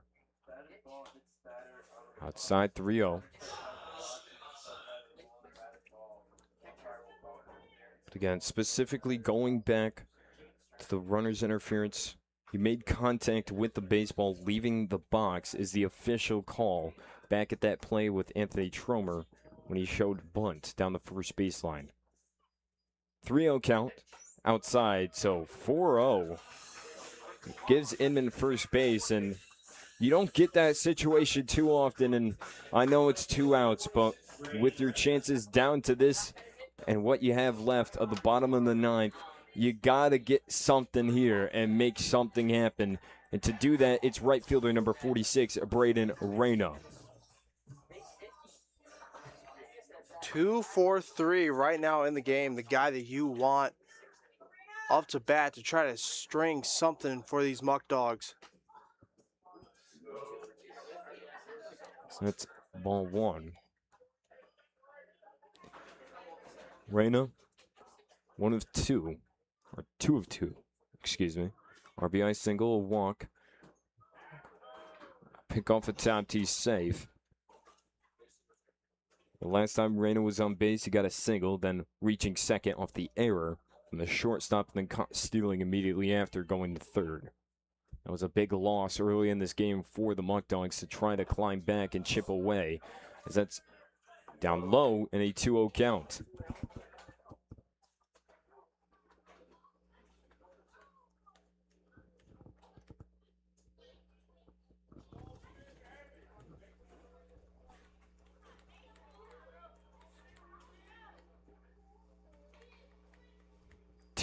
Deals and breaks the 6-ball streak with strike one. 2-1 count.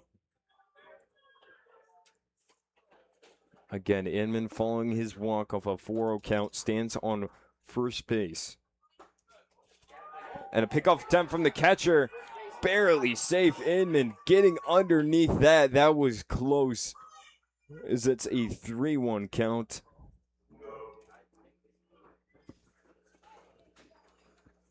And that was almost an unfortunate way to bring it into the bottom of the 8th. As the catcher tries to throw Inman out at first. And Inman just getting underneath the tag. 3-1 count though. Back at home plate for Reyna. The deal. Dribbled over to second. Closes the gap and the throw to first. Slightly off the mark, but enough for Nolan Smith to reach over and make the tag.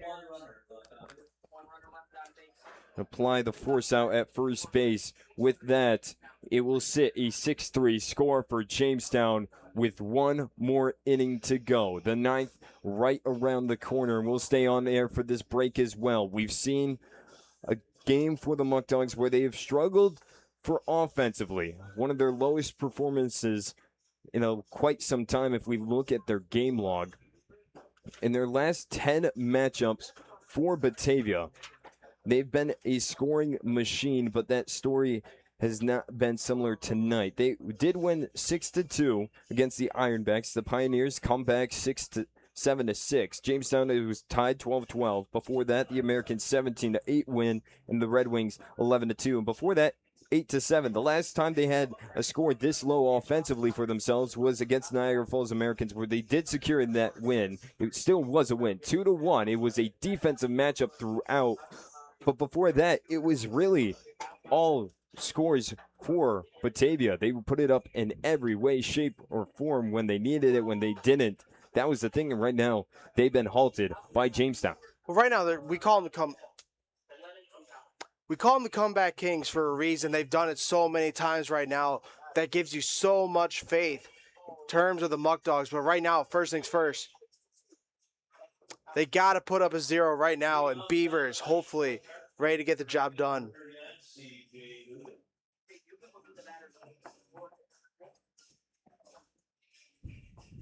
So leading things off for Jamestown, it's number 34, and right fielder C.J. Dugan. He's 2 of 4 on the day. A fly out to Inman on that amazing snag that started off a good defensive performance before a little slippage late in the game for Batavia, as that's in for strike one. And an 0-1 count, and other than that, a strikeout swinging and a single and a double. Again, Garrett Beaver will close things out for the Muckdogs in the 9th inning. Trying to keep it the closest it can be, down 3. A grounder over to Inman. Scoop, toss, long one, close, but getting it in time. 1 out for Batavia defense. Again, it is quiet here. The fans watching with anticipation. They know what they got to get through, and it's the top of the 9th first. It brings up extra hitter number 4, Paul Dulanto. Dulanto has not found a hit today. A fly out over to right, a strikeout looking, a foul out over to Quintero, and a fly out over to left. He's been all over the place as of today, and he's trying to still find his first hit late in the game as he'll chop it foul for a 1 count.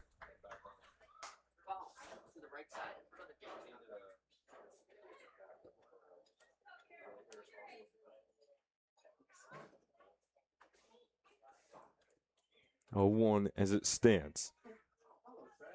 Beaver set, deals outside, ball 1.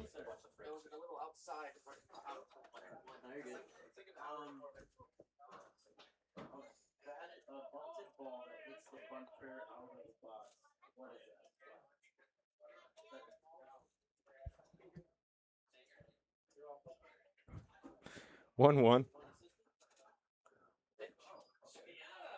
And down low. 2-1. Beaver, if we look at his stats, he's had a busy week.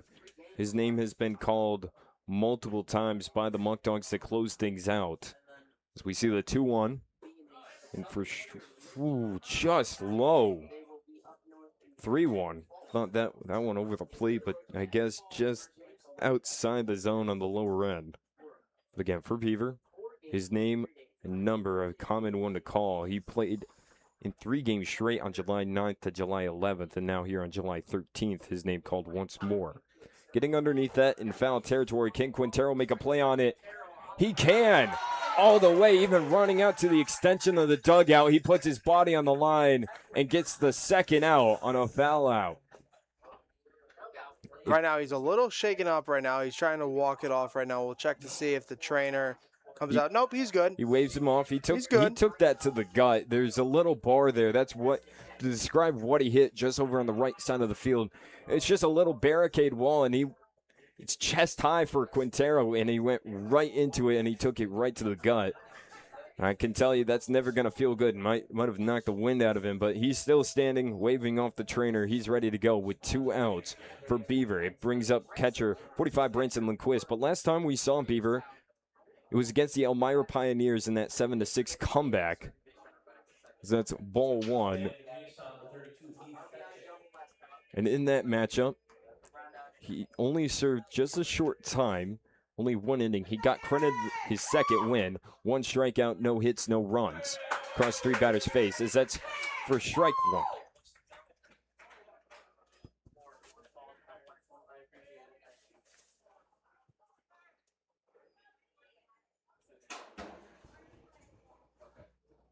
Jarrett set, delivers. Coming across the plate, but a little out in front. 2-1. Before that, he did play in the matchup against the Tarp Skunks, and that was the 12-12 tie. 2-1, and a hit by pitch. As I do want to correct myself, that was not Lindquist who came out to the plate, but instead a pinch hitter, number 32. Apologies for that. So the guy who is on the receiving end of a hit by pitch, number 32, Heath Fetchick. So Fetchick finds himself on first base following the hit by pitch. Number 7, shortstop Jackson Enders up to the plate.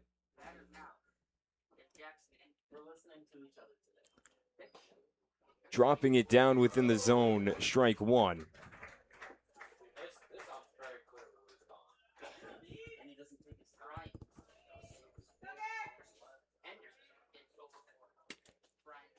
So no 1 count. In that performance against the Tarp Skunks, 2 1/3 innings served, allowing no hits, no runs, 2 strikeouts across 7 batters' face. So it's a very minimal time when he comes in as their closer, one of their notable closers opposite of Eric Woodley. But in that game, both of those made an appearance. Of course, it went to the full 10 innings in a long game. His arm definitely still has to be sore after back-to-back-to-back playing and only 1 day off. 1-1. Check swing. He went. Called by the home umpire. 1-2. As he had him chasing on a ball moving to the outside. 1-2. We'll see if Beaver can round it out here. Again, Fetchick over at first base. 2 outs. 1-2 count. Garrett Beaver set. Delivers. Fouled off. We'll do it again. Fetchick returning back to first base.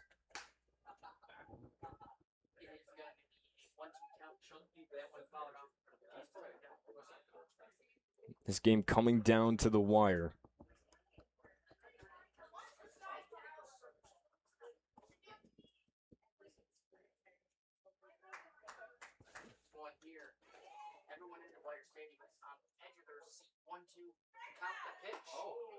As that's inside, 2-2.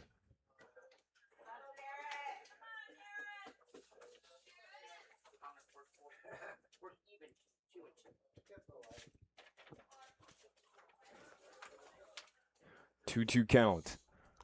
2 outs. Deals home and has him swinging. A strikeout for Garrett Beaver. A big one at that. It brings an end to the top of the 9th. And here we go.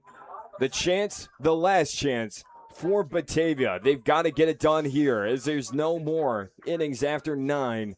We've waited for 27 outs, and right now we have 24. Batavia needs to climb back by 3. They're down with a score of 6-3 in Tarp Skunks' favor. This has a huge game for implications in terms of playoffs.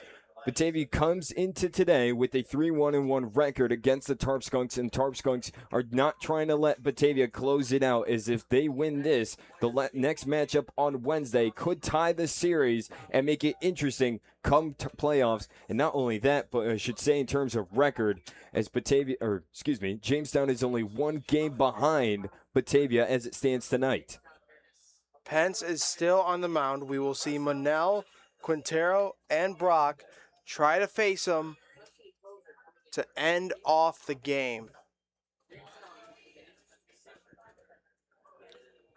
Just leading things off, as said by Jarrett, is shortstop number 8, Miles Manel. He'll get the nod to lead things off. Then on deck, bearing any pinch hitters, first baseman number 16, James Quintero, and designated hitter number 11, Evan Brock. That's the top 3 for Batavia, heading to the bottom of the 9th, going toe-to-toe with Colin Pence. In that 1 inning, Pence was able to serve 1 inning, allowing no hits, no runs, 1 batter walked, no strikeout across the 4 batters faced. This Beavers Day, that was his lone strikeout, but a very important one. The bottom of the 9th, right around the corner, it all comes down to this. Batavia are usually called the comeback kings, and let's see if we can get it again. That's what you got for the scoreboard. First pitch is very far outside. Ball 1.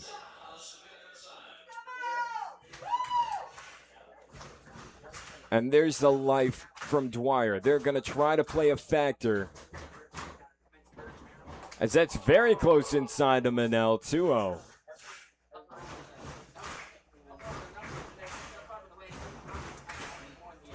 One batter at a time is how this game has to be played. 2-0. Pence on the set delivery. Inside once more. 3-0. Enough to shake the camera and everything. Dwyer trying to play their cards right, as the fans have not left and they're not going anywhere until we see it through. A 3-0, he'll finally find the zone. It's 3-1.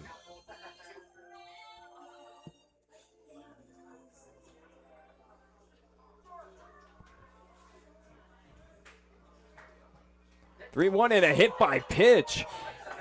So forget ball 4, it'll be a different way. Miles Manel awarded first base. And that was just kind of going to play into what I was going to say, to look back at the last inning for Colin Pence when he came in for Chase Barron.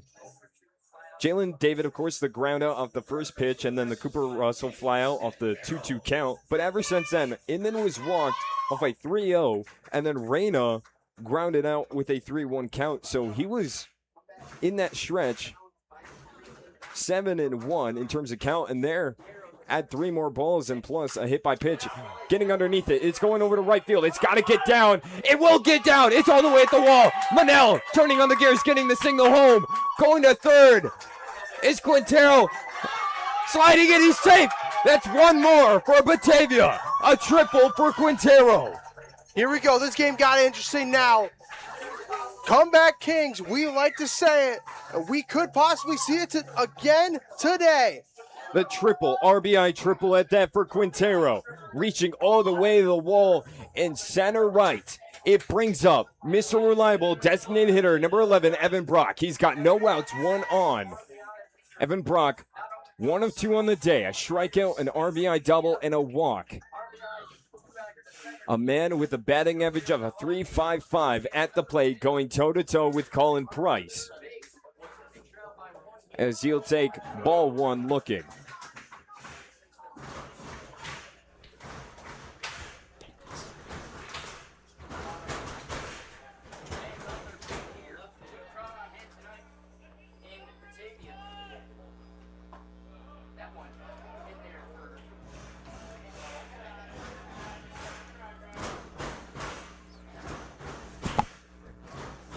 1-1.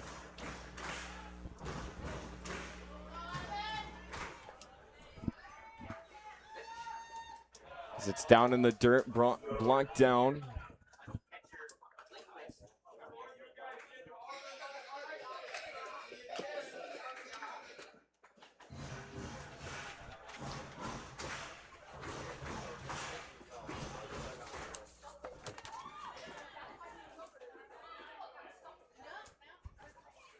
Two, 1, chopped over within the infield. Coming home to play at first. He's out, but he brought in one more. So hold on. It's now a 1-run game. Evan Brock out on the fielder's choice. It brings in one more score. And that's what could be a key at mattering most, is it's now a 1-run difference. 1 out is the situation.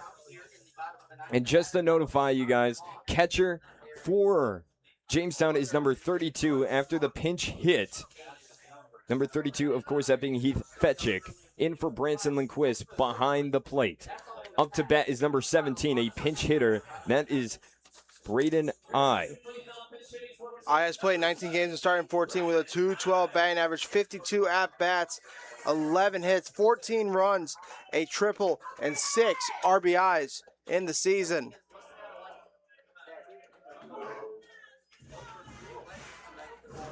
So ball 1 for Braden I out to bat. Again, it's a 1-score game, 1-run game. 6-5 for Jamestown as they started off where they needed, but it's not done yet. You can't get ahead of yourselves. 1-1, Braden I coming in as the pinch hitter for Kyle Vaughn. Kyle Vaughn ending the day 0 for 3 as they try to bring in a new bat to keep the momentum in their favor.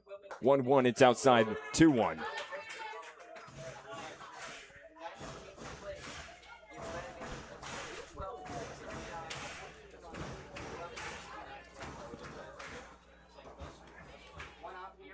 Two-one deal, and just able to get that on the outside part of the plate for strike 2. It's in there, 2-2. On deck is catcher number 48, Luke Rumchinski. But a 2-2 count, 1 out, and Pence deals. Driven back over Pence's head. The second baseman able to stick with it to throw to first. In time, they got him with the putout. 2 outs now, and it all comes down to Luke Rumchinski to keep momentum moving. There's been 2 runs scored here for Batavia as they try to finish things out with a last-minute comeback. As now Skip's going to... No correction, Rumchinski, he was in the batter's circle, but we're a last-minute replacement. It's the Big Maple, number 21, Matt Marsh, coming in as they need a beefy hit. This one needs to go the distance, and that's what Matt Marsh can do. We've seen him in his short few outings within division play. We've seen him in out-of-league games, and with those out-of-league games, he can hit. We can't ignore that, but within division play, Jarrett, take me through his stats. Yeah, so he has played in 6 games and started in 3 with a .200 average. In 5 at-bats, he's gotten 1 hit, 1 RBI, and 1 run in this season. We'll see what he can do. In those out-of-league games, he had triples, doubles. He had it all. He went down swinging, pitch 1, 0-1 count, and we need a little bit of that magic here. 0-1, swing and a miss, 0-2. Pence 1 strikeout away from wrapping things up and crushing the hopes of Batavia as it stands. But we'll see it live here.